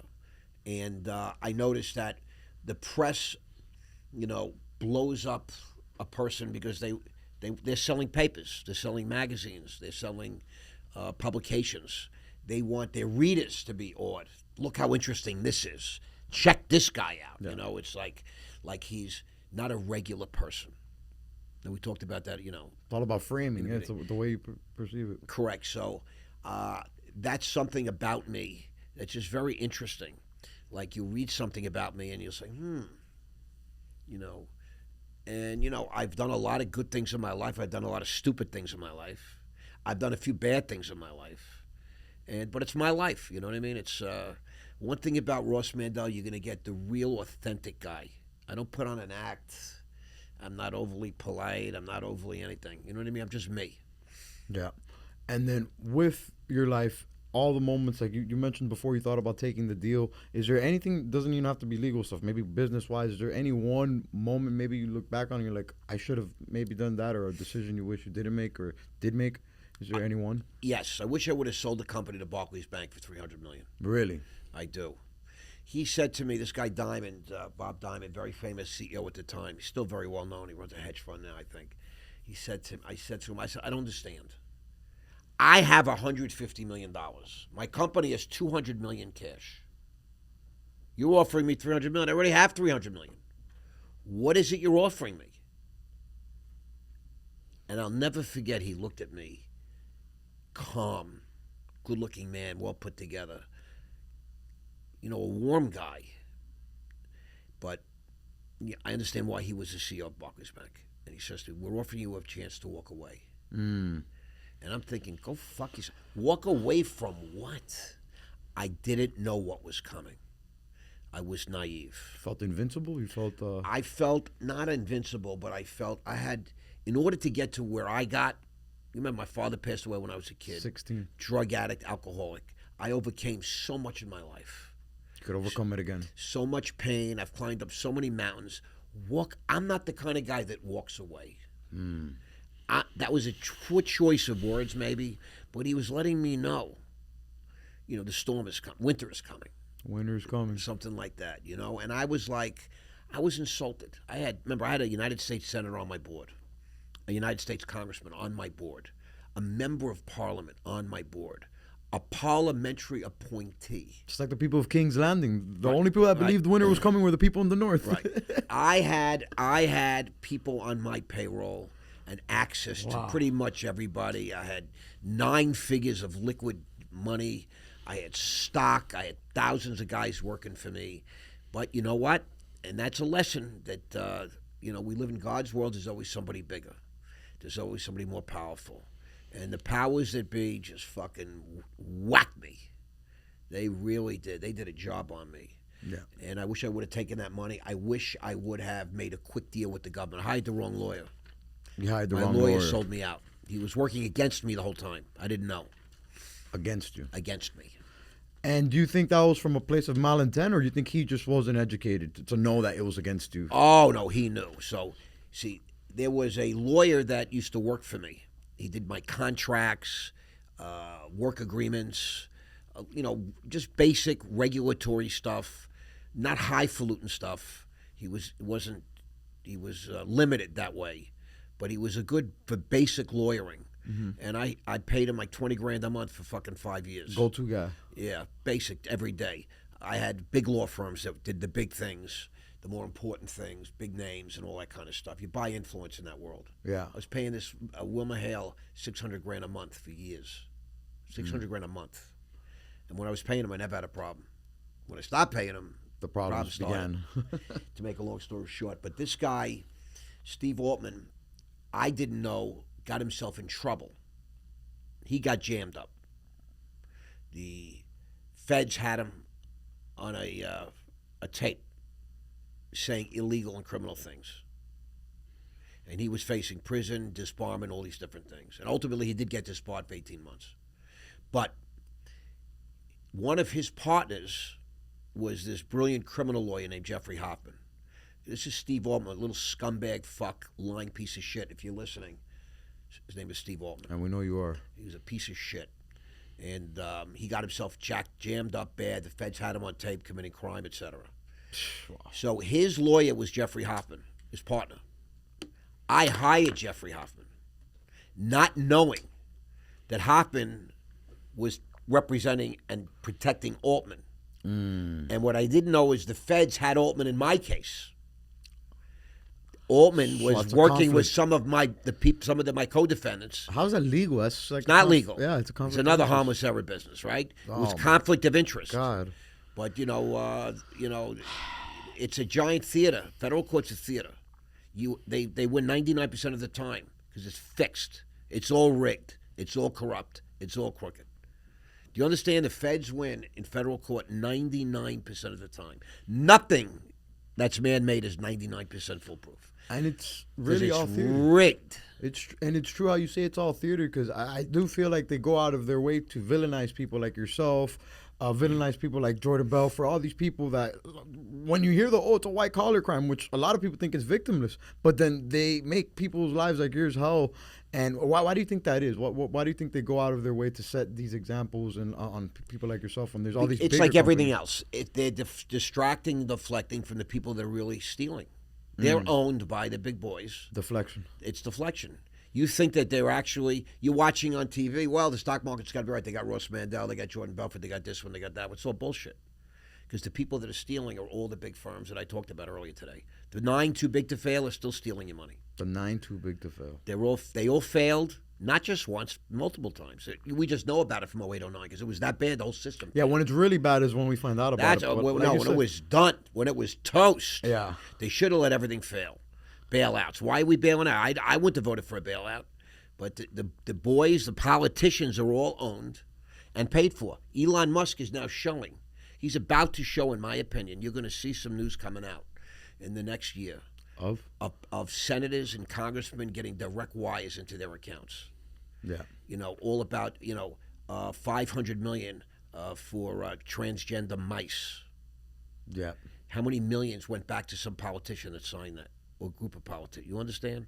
Crazy. It's all they scam. In order to scam 10 million, 20 million, 30 million, there has to be billions involved. You understand? They have to obfuscate the crime. So if there's $1 billion, great word, obfuscate. They back out 10 or 20 million. Who's going to notice that as a line item against 10, 20 billion? Think about it like that. It's an obfuscation, a deflection. Because these politicians, by their own lawyers, they know they're stealing. They know it's wrong. They'll never acknowledge it. They'll never admit it. But we know because we're not stupid. And a lot of people just go by their day. But Trump and Musk and a lot of the people, the MAGA movement, they tried to kill this fucking guy. They shot Trump. They tried to kill him. They hit him with 92 felony counts. 77-year-old former ex-president billionaire. Never charged with a crime in his life. All of a sudden, he's got 92 felonies. You actually think he committed 92 felonies? I mean, he's never been charged for a crime before. I thought never charged with a crime. No, he had civil infractions. Never charged with a crime. Oh, okay. Criminal laws. You know what? Criminal law. They could take your liberty away. We're in a fucking republic. It's a constitutional republic that's supposed to be a democracy. Yeah. The worst thing you do in a democracy is take away somebody's liberty. And this is a 77-year-old ex-president, billionaire. All of a sudden, they sit with while he's running against the status quo. They tried to break him. They charged his sons. They took his business in New York away. Yeah, it seems very Hollywood. Fined him $500 million. What are you kidding me? Yeah. It's lawfare at its ugliest. Now, when I say that what was done to me politically, people say, I get it now. Nobody believed this America. Come on, where there's smoke, there's fire, this and that. Bullshit. The powers that be took the gloves off. There's no more hiding anymore. It's criminal and as corrupt as could be. This is no longer a free country. It's out there now. They have declared war on America. Do you think the system is rigged so much in a way that there's no possibility for people to win anymore? Or do you think No, I think every day you have a chance to win. Everybody has a chance to win in this world, even if you're in Russia. I mean, look at my friend Albert Shakhnazarov. Albert was born in the floor of a tent in a refugee camp in Russia.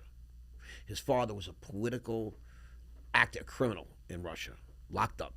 He was born in a refugee camp, and his father hustled, and God knows what he did. He got into America, his family to America, and now Albert runs the Axe Elite School up in Connecticut. And he trains people to be elite salespeople and elite people, and he's building a very dynamic thing from a floor of a tent. He's 32 years old, 33 years old, multi-millionaire. Wow. highly disciplined, highly motivated, highly focused, family man, kids. The people of Russia are, not to make it political, but like we have a lot of propaganda in this country where we vilify that part of the world. I've been doing a lot of research lately, like travel YouTubes, and just the regular people, just the mannerisms, just hey, how are you? Just the regular people who look American. It's mind blowing to me because my whole life, watching Rocky 3 and 4, you think, oh, Russia's the bad guys. The biggest lie is the American media, and that's why you see what we're doing right now. Yeah, I'm telling the truth. So the truth is, in Russia, Putin is like George friggin' Washington. He changed that country. People were starving in Russia. People had George no money. Floyd. Right? We made George Floyd a hero. The guy's a drug addict with an arrest record of 17 times. He was a low-level street dude that robbed people, hurt people, and used drugs, bought and sold drugs. A lowlife. We have statues of him now in a park. Hold on. Russia.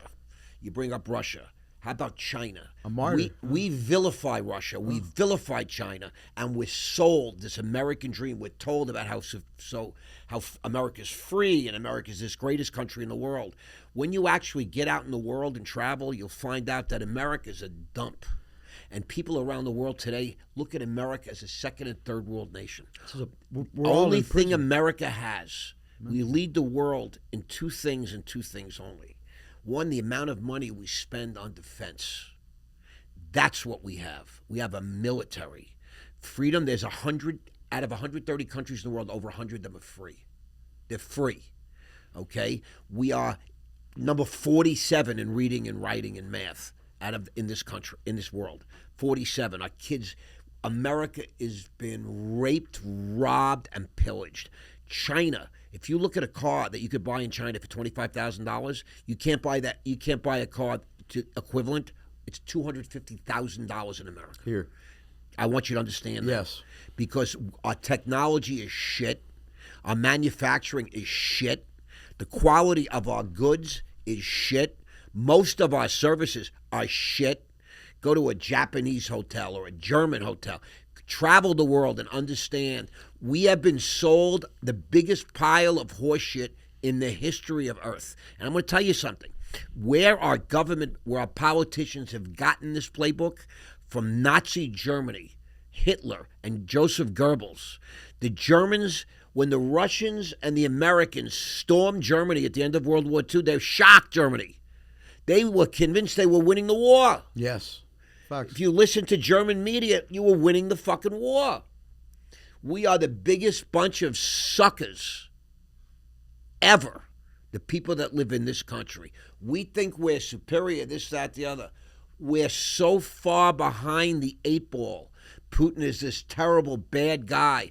America's the bad guy. The Ukraine war. Do you know how many treaties America has broken? That's how the whole world feels, that we're the bad guys. We're the only We ones are the bad guys. that think we're Putin good. made a deal with America.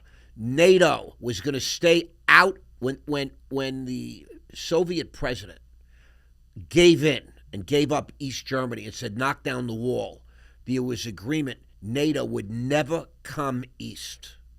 In writing, there was a treaty. America has broken that treaty 6 or 7 times. And that's what prompted them to the Finally, Ukraine war. We moved our missiles, which could easily hit Moscow, right up right up bordering Ukraine. And that's when Putin said enough is enough. They violated 6 or 7 treaties. America. Russia, who not too long ago had missiles in Cuba. We're the bad guys, trust me. This government, our military. Yeah. I mean, how about our Department of Defense? $800 billion for military spending. We failed the last 7 or 8 audits. They don't know where the money goes. You understand the military-industrial complex has been running this country and this world for a long time. Mm-hmm. And it doesn't give a shit about us as Americans. Why would it? It's all about power and money. One thing I learned when I was on Wall Street, if you want to know why things happen, follow the money. Now, since I'm fighting the government all these years, I learned that the next thing is power. If some people don't have access to money, they don't have skills to get money, so they go into things like politics. They go into the military. You get power. Once you have power, you can get money. You could cover up those holes money can't. Power and money are the two things that motivate people in the world that we live in. It's something. It's some part of the DNA of the human existence that God put in with us. We are interested in power, and we're interested in greed. We control money. But this is really the American story. Now, 350 million people have been raped, robbed, and pillaged. We owe $37 trillion right now as a country. How is that humanly possible? Now we're finding out. We're paying, $500 million to study transgenderism in mice.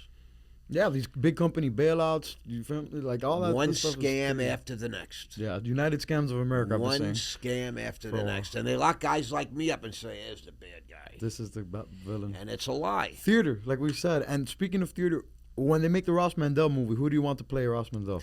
I've had some discussions recently.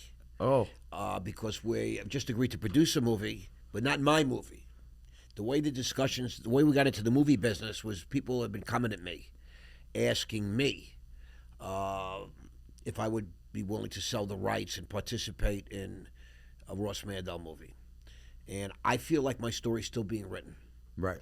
And I don't want my story to end where I, had this meteoric rise through life, through drug addiction, to Wall Street, money, capital, go public, and then ending up with me walking into prison.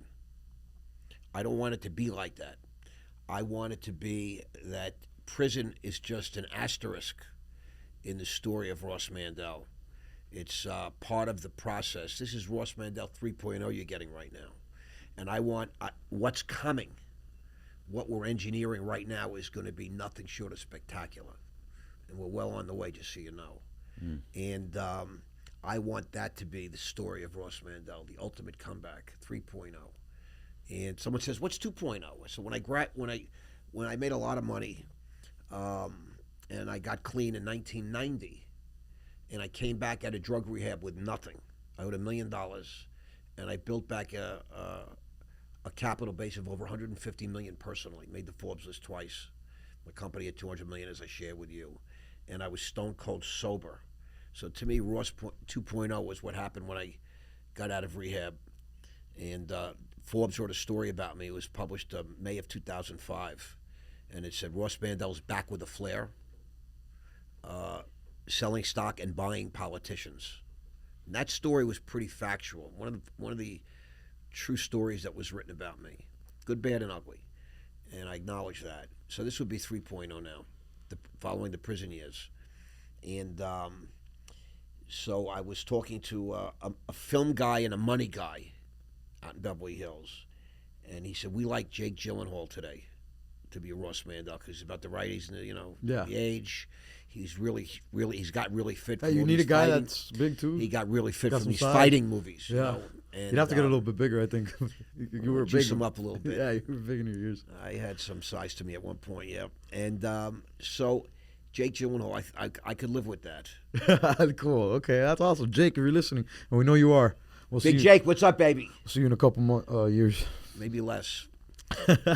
And Ross, I do also want to ask too, what you've had, 3 different kind of runs, but you have so many moments and highs and peaks in life and lows, and I feel like we appreciate the comebacks from the lows even more. But I want to ask, when do you think you were at your most at?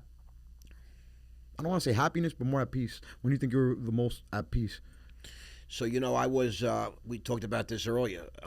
I got married when I was 41 years old. Never engaged before. I had many long-term relationships, but I never got engaged, never got married. And at 41, I got engaged to a woman named Stephanie Sarno, she was 25. She was 16 years younger than me. We got married. And I'll never forget, I think marriage is a bad deal. I'm a deal guy, right? And whoever came up with this concept of, equity, she gets 50%, 60%. I mean, equal distribution, all these different things. I'm like, who came up with it? No, certainly not a guy. Maybe a he, she, them, it. I mean, imagine you spend your life accumulating assets and then you marry this woman and 2 years later she divorces you and she's entitled to half. I don't get it. Equitable distribution is what I was looking for.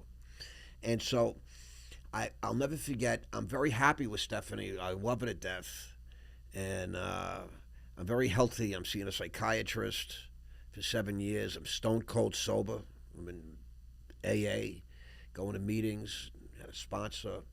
And I'll never forget the night before the wedding, I walked from my apartment.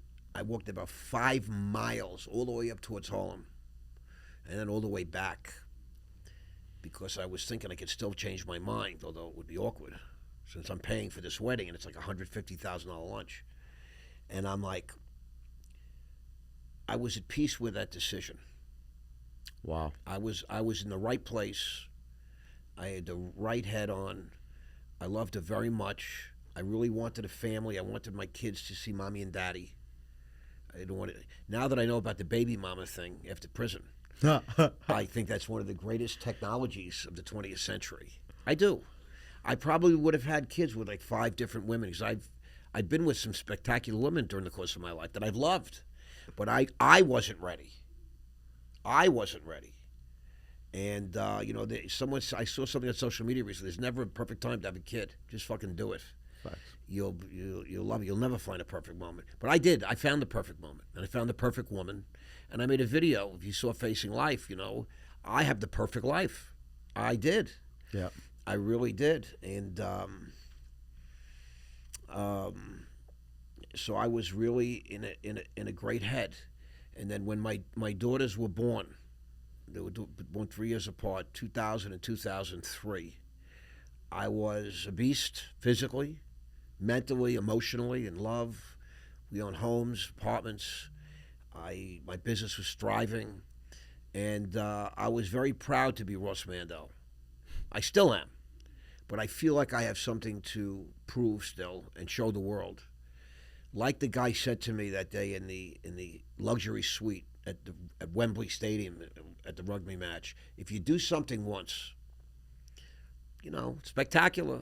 Maybe you were lucky. Maybe you're in the right guy, right place, right time. If you do it twice, you're smart. You know something we don't.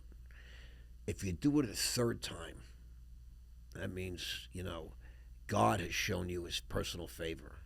Wow. So that's where I'm at in my this time of my life, coming back from a wrongful incarceration, prosecution, and all that stuff, getting battered. They took almost 65 million from me, a couple of $100 million in opportunity cost, lost 112 months. I didn't do some time. I did time, bro, hard time. And I did it during COVID. You have no idea how hard prison is when... Wow, with the whole world changing. Yeah, talk about being locked down. Yeah. The cops didn't even want to come into your room. The medical people didn't want to come treat you. It was frightening. And then the only vaccination they forced on me was the Johnson & Johnson. I now find out that they forced prisoners to get vaccinated? Yeah. Wow. That's the way it is. When you're inside, bro, that you don't have many choices. They don't ask you anything. They tell you, they shepherd you, they command you, they brutalize you. There's no discussion. There's no, what do you think? If a young wolf on Wall Street, 49th Street, any street, Atlantic Avenue, if they approach you today, what's one solid piece of advice you'd like to give them? I'll give you all a great piece of advice. I run a mastermind program. For $6,000, you can buy my time, my personal time. I will come into your life, become part of your life. I'll change your life. You don't have to figure everything out in this world today. Go online and find a guy that you can sort of respect, that you can sort of relate to, that you feel like you can open up to. Mentorship. Put up some money and do it. Now, see, I'm the kind of guy that just understands that naturally. I understand that there's a lot of things I don't know. I don't have this vibe like I think I know things. I realize I'm as dumb as everybody. And I also know life is not about rocket science. If you know and you're willing to teach me or show me, I can learn. Maybe I'm not as good as you, but I can learn. And then I like to say, well, this is not rocket science, it's not brain surgery. But you want to know, how do you think a rocket scientist learns or a brain surgeon learns? Other people show them. Exactly. So I spent my life searching and reaching out towards guys that could mentor me, Guys like Michael Cavanaugh, what's up, Michael? You know, guys like David Black. David, what's shaking, baby? Guys like Morty Davis. Morty, King. I mean, I reached out to guys and I said, can you help me? Can I just sit and listen? And I want to work for you. I want to work with you. I'd like to do a deal with you. Let's go out for dinner. Can I buy you lunch? I reach out and I say, I want to learn because you know something that I don't. And that's valuable. I don't want to spend years. Do I have to go spend years going down a path to learn something only to find out maybe that's not the path I want? Today you can go online and reach a guy like me. I can come into your world, into your life, and help guide you. Not bully you, but I talk with you. I get to experience your life with you. I understand certain things you might not. You know, we come to realize some things together. I can honestly say my mastermind program has been the most unbelievable journey for me because I'm used to helping people for nothing. But there's only so many hours in a day now. How many Nelsons can I have around? You know, I mean, I can't be giving this shit away all the time. Right. So I need to eat too, and so does my family. And I find this to be the most rewarding thing. And the prices are about to go up because there's only so many hours and we're all competing. Right now, you can get me for $6,000. You have Ross Mandell in your life pretty much forever. And, you know, you get 10 hours of organized time on Google or in person. We tape everything. A lot of the guys, you know, one of the guys, he's got a business and he has to constantly replay the tapes because, you know, he's in a sales game and it gets very hard at times. And he puts back the tape of where I really showed him and helped him with the sales, with motivation, with uplifting, how to handle clients, this, that, and the other things. And it's life-changing. He went from barely making $10,000 a month to making $10,000 a week easy. And he had a few $80,000 months to the point where he bought a house. He bought a house because of our time together. And a lot of it's not, you know, there's no tricks. A lot of this is just tweaks. You know, you're going down a path, you're not sure if you go straight, you make a slight right, you make a slight left. I might be able to help you with that. You don't have to reinvent the wheel. That's the whole point. There's plenty of good wheels out there. Facts. So always find somebody that has some experience that you might not have and ask questions. Incredible. And one thing about men, we love to talk about ourselves. We love to tell people what we think. And Ross, we end every episode with a game called the Big Three. It's a draft style game where we pick a topic and we pick the best of or the worst of. You're big on structure, not just on the deal, but I feel like in life. Correct. You need structure with your health regimen. You need structure with God, structure with your family, with your loved ones, with your business, having a routine and a list and hammering at those things every single day. So that's going to be today's topic for the Big Three draft. We're going to pick 3 different things that you think everybody should implement into their daily regimen, into their daily life and their structure of their life. And we're going to go one by one. Whatever you pick, I can't pick. Whatever I pick, you can't pick. And you can start with the first pick. What is important? What's important to someone's structure in life? Routine. Routine. You must have a routine. Just general routine. A routine. Absolutely. I mean, the routine for today started the night before. The routine for this week started Sunday. Sunday's a work day. Yeah. To me. Even though I was out with my daughters yesterday and taking them out and having this, I'm healing, I'm rebuilding relationships. They had no father for 10 years. Working on those relationships. I am, but I was still working here. It's a work day. Still exactly. working here. It's always a work working day. here, setting things up, organizing my day, understanding. I knew you guys were coming up. I knew Nelson was coming up. I knew I had to go to the doctor this morning, deal with some things there. And I know I have a mastermind coming up later today. I have a call with Michael Capon, the production meeting tonight. I got a bunch of stuff to go over with Michael, with Jordan, and we're doing a document, a million different things. Then you always have the wild cards. You never know, what's going to come up, what phone's going to ring, this and that. My disposal, my garbage disposal stopped working. And the light in my apartment doesn't work. I had a call. I have to go home and without routine, this is insanity. So you need to make a routine. And, I feel that, when you set a routine, you try and create habits. Right. So if part of your routine, like, yes, my routine this weekend, part of my new routine is getting fit again, right? Going back to the gym and adding supplements back into my life. Yesterday I got in a 2-hour workout, still saw my kids, still worked, still got a lot done. All these good, had my apartment cleaned. I had a lot of good stuff going on. So I try and put in good habits because, greatness does not come from how you perform in the big game, on the big day. Practice. Greatness comes from your habits. Mm-hmm. If you have great habits, if you have good habits, and if you practice those habits, greatness comes. I make no mistake about it. Like I say, I'm a regular guy. I am in pursuit of greatness. And like Tom Brady says, there was nothing great about him. He doesn't have a particularly strong arm. He's slow as fuck compared to other guys in that position. He's not particularly strong. He has a good IQ, but not that high in IQ. So what made Tom Brady great? When you ask him, he talks about his consistency and his discipline, showing up and doing the small things every single day, whether he had to or not. Showing up and doing the small things every single day when other guys were not doing that. And that was the difference between him and there was some great players during the course of our lives, right? Great, currently right now, but no Brady. Lamar Jackson, great. This fucking quarterback from Buffalo. Josh Allen, $330 million. Patrick Mahomes. Ain't no Tom Brady, though. Tom Brady, when he was, he'd never had a strawberry till he was 40. Yeah, that's just crazy. That's crazy. His diet, he modified his workouts. People say, well, he got lucky, he didn't get injured. Luck? He got injured once. He lost the whole season with his knee. Yeah. But because his whole workout regimen is about flexibility. Whole lifestyle. Right. That's why he didn't get injured. Because he's been preparing for those fucking hits his whole life. So I think structure starts with the routine. And within routine, you have to have habits. So I set coffee every night in my house to go off at a certain time based on my schedule the next morning.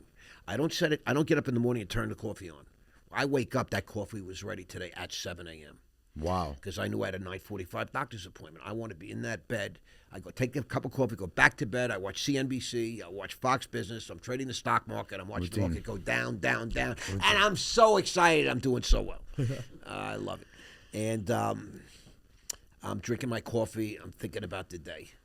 So that's where I start my day. Now you go. Yeah, my first pick, then, to segue off of that, it's going to be, I want to say, discipline. And I think discipline, it's really a nice way, or a more technical term for self-love and self-respect.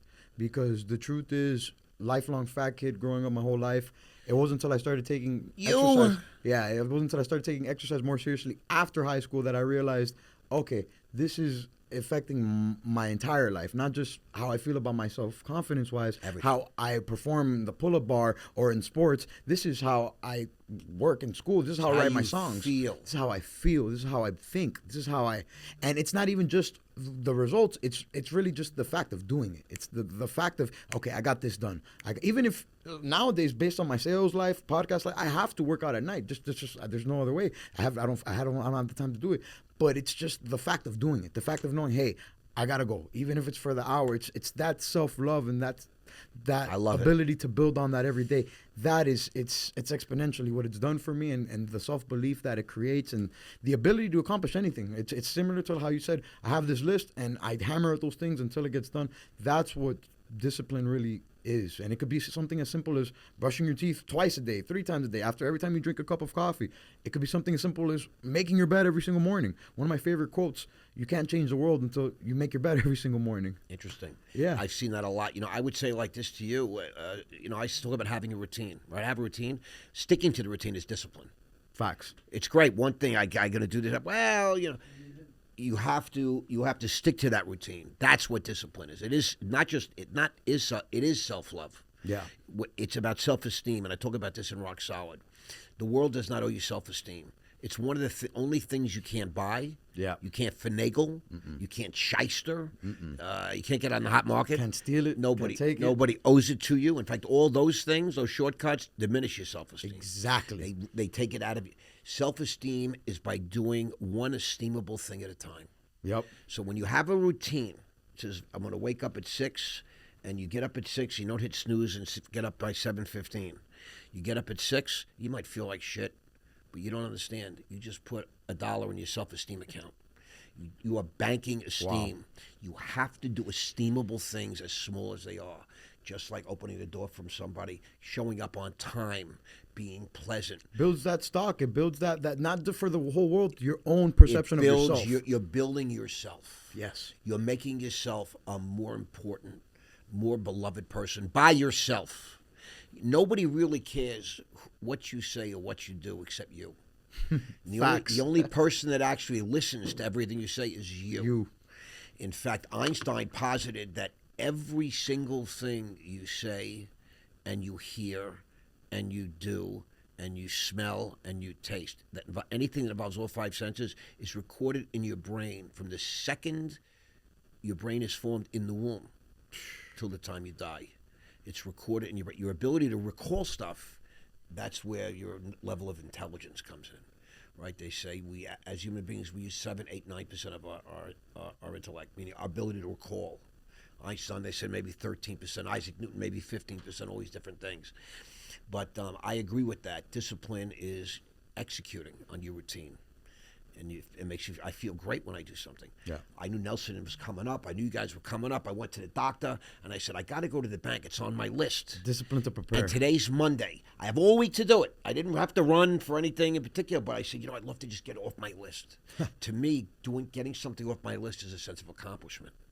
And damn it, you know what? I pulled over and I ran into the bank and I did my thing. I was so rushed. I think the bank was looking at me like, "What's he up to? Get her done." I think about Matt Cox and his bank frauds. Whoa, no Diddy. And I'm thinking like, this lady's looking at me. She thinks I'm trying to do something because she keeps asking me for ID and sign this, and she's stalling. And I'm like, oh God. But it was pretty funny. So we're talking about more things. Structure. What's the second thing you think everybody needs in their life to? Okay, mentorship. We talked about that. Well, that's a great. That was you stole my second pick. I was going to say mentorship. On today's list today, I have a mastermind call with my boy Greg Haskins. We'll shout out Greg. Greg is a chiropractor. He's a doctor, and he's the CEO of a big company. I mean, I don't know, 500 people. They got 40 offices and. Is a big, serious company. Yeah. He was a professional rugby player, and his son right now is on the Miami Sharks. He's the 17th ranked rugby player in the United States. Wow. Professional. And this is a smart guy. This is a fit guy. When he's not playing rugby, still at this age, in his 50s, he's doing training in MMA and jiu-jitsu. Rugby's one of the craziest sports. And he's correct. And he signed up for my mastermind, and we are changing the trajectory of his life. And if from the outside, you would look at him and say, this guy's got a pretty freaking great life. What does he need more for? And these are the guys that are getting more. Fine-tuning. You understand? Because he wants more. Whatever more is to him, he wants it. And he's so excited by what we've already accomplished in sort of 5 short hours. Fine-tuning. He's so excited. Like we said, you don't have to reinvent the wheel. Sometimes it just takes a different tire. Sometimes it just takes a different rim. You're feeling, you have a car that rattles, you know what it is, and you that one little rattle out, and it's a whole different experience in the car. To segue off of that, my second pick then, it's going to be some type of exercise regimen. You don't have to be an Ironman. You don't have to be a MMA fighter like Ross was in his day. You don't have to be a professional boxer. You don't have to be the biggest weightlifter. Some type of physical activity. Something. And that's more for your mental health. That's just more for you. Hey, can I walk around the block 4 times a day? Hey, what if the house is on fire? Like I just saw a video of a guy climbing 17 stories to help his mom out of a burning building. What if that's you one day? What if you got to climb one building? Like put yourself in a position to have the mental capacity and the mental, not to have the anxiety of, if this happens, I'm stuck in a place. Because I feel like we mentioned earlier, this country's so unhealthy, not just physically, but mentally. There's people that are fit and could lift the thing, and they feel like they can't lift it. And I feel like that starts with yourself. That starts with doing the work and waking up. And hey, you don't have to do 100 push-ups every morning. Start with 5. Start with 2. Start with 1. Start with just holding the push-up position on your knees, and that'll eventually turn into 1, 2, 3, 4, 5, and eventually you'll just have more self-worth of yourself and self-confidence and just more capability. Walk. It starts. You have to crawl before you walk. You just walk. And you gotta walk. They say the body works best when it's in motion. Yes. It's like a parachute. Yes. It works best when it's open. The philosophy of life is motion. You have to walk, and that's something. As an older guy, I'm more concerned now with what fitness is for older guys. And I see, you spend your whole life and you strive just for comfort. That's one thing that older people like is comfort. There's a sort of a desire for comfort. And the truth is, we all do better when we're uncomfortable. I don't understand exactly why that is. A cold plunge. Pressure makes diamonds. Correct. Exactly. And my life is an example of that. And I'm going to talk to you about my third element of structure. Yeah. And I think it just dovetails. It fits in with everything we've discussed so far. This has been one of the best big 3 drafts of all time, by the way. Every pick is hand in hand perfect. This is really good. You must conduct an inventory. You must take an inventory. Full circle moment. And this is part of Rock Solid.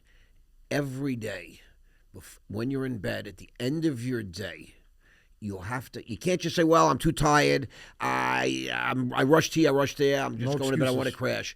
You lay in your bed, you close your eyes and say, what did I accomplish today? Who did I hurt today? Could I have done better today? What did I not do that I wanted to do?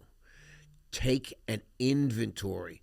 Accountability is so important in your life. It's your life. I'm not asking you to be accountable for my life. That's my job, right? Exactly. Accountability. A good parent should, this is the kind of thing a really educated parent might teach a child.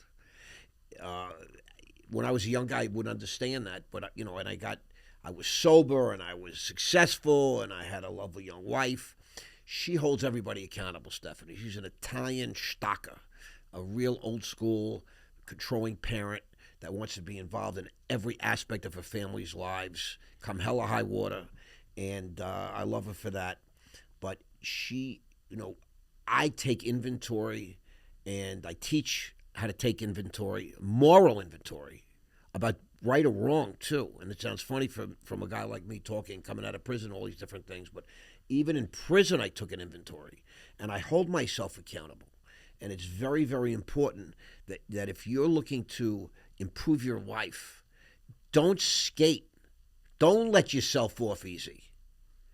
I might let Nelson off something if, I'm not happy with something that's happening, this and that. But I don't let myself off. Don't let yourself off. I don't let myself off the hook. You owe it to yourself. I want to be great. Yeah. I don't want to not be great because Nelson didn't cut a clip or he rushed through something. That's not okay with me. Yeah. I hold myself accountable. And that's something I think is really, really important. Am I perfect? No, obviously not. No one is. But I do aspire to achieve one more episode of greatness in my life. And I have my own, definition of success in that arena. It's personal to me. As we should. I think we all should. The only way you can do these things is to have a routine, to be disciplined, to hold yourself accountable. Some type of mentorship. Mentorship is critical if you want real success. Yep. And then you have to do an inventory every day, every month, and every year. And what I do, truthfully, I use the break in years. Because, you always know where you are on a New Year's Eve or Christmas or a New Year's Day. Episodic thinking. Episodic thinking. Yeah. And I use the natural course. So what am I going to accomplish in 2025? It's good to reflect. Yeah. It's already March. The hell, already the first March. Go. By the time this episode comes out, it'll be about to be April. Exactly. Really? Yes. Crazy. So I look at what I accomplished when I was 67. I'll be 68 next week. I'm looking to do some big things this year and before 2025 is over. And I'm a serious guy, and I hold myself to account much more than I hold others to account. And that's it for me. Yeah, and then my third pick's going to be the one and only true God. And whatever you... I love that. God is different to all of us. There's so many religions. I have been saying it for many years. My dad raised me with Jehovah's Witness. I was baptized Catholic. I've taken world religions classes. I am in love with the idea of God, and I do believe in God a lot. Whatever your religion may be, I'm not here to decide on what that religion is, but I do think we all benefit from understanding that the world's bigger than us. Our time here is very finite, and we'll only be here for so long. It's going to continue going on. And God put us on this world to, I think, better society and everyone, not just ourselves, but we got to better ourselves first to help the entire world. So I do think that that's a huge part of structure for everything in life. And I hope you all could find it. Ross, we end the episode with a message, one last message to close off. Could be anything you like. Of course, check him out, Ross Mandell Podcast. Check out his mentorship program, his books, movies coming soon, multiple. But what's one message you'd like to leave the world off with today? You know, aspire to be great. Whatever greatness is to you, whatever success is, don't chicken out. Don't be fearful. Don't be afraid. Don't settle for mediocrity. Don't settle. Don't settle. This is your life. You got to jump in, both feet. It's scary at times. You cannot allow fear to govern your life. Courageous men are usually the most fearful. And they're so afraid, they have so much fear that they just act. You know, it's like when you put your toe in that goddamn pool and it's freezing. Sometimes it's better just to jump in and go through that shock. Always better. You know what I'm saying? So don't be afraid to aspire for greatness. Forget the word regular. You know, you don't want to be one of the crowd. You know, be a shepherd. You don't have to be a sheep. You know, find your way, but aspire to be great at whatever it is. The last quote I'll give you is this: is how you do anything is how you do everything. So be great. Be great. When you do something, do it all the way. Be great. Amen. Amen. We'll see you all next week. Continue to be great. And if you haven't, start today. Peace. Yeah, she pretty and I'm sitting thinking, what is it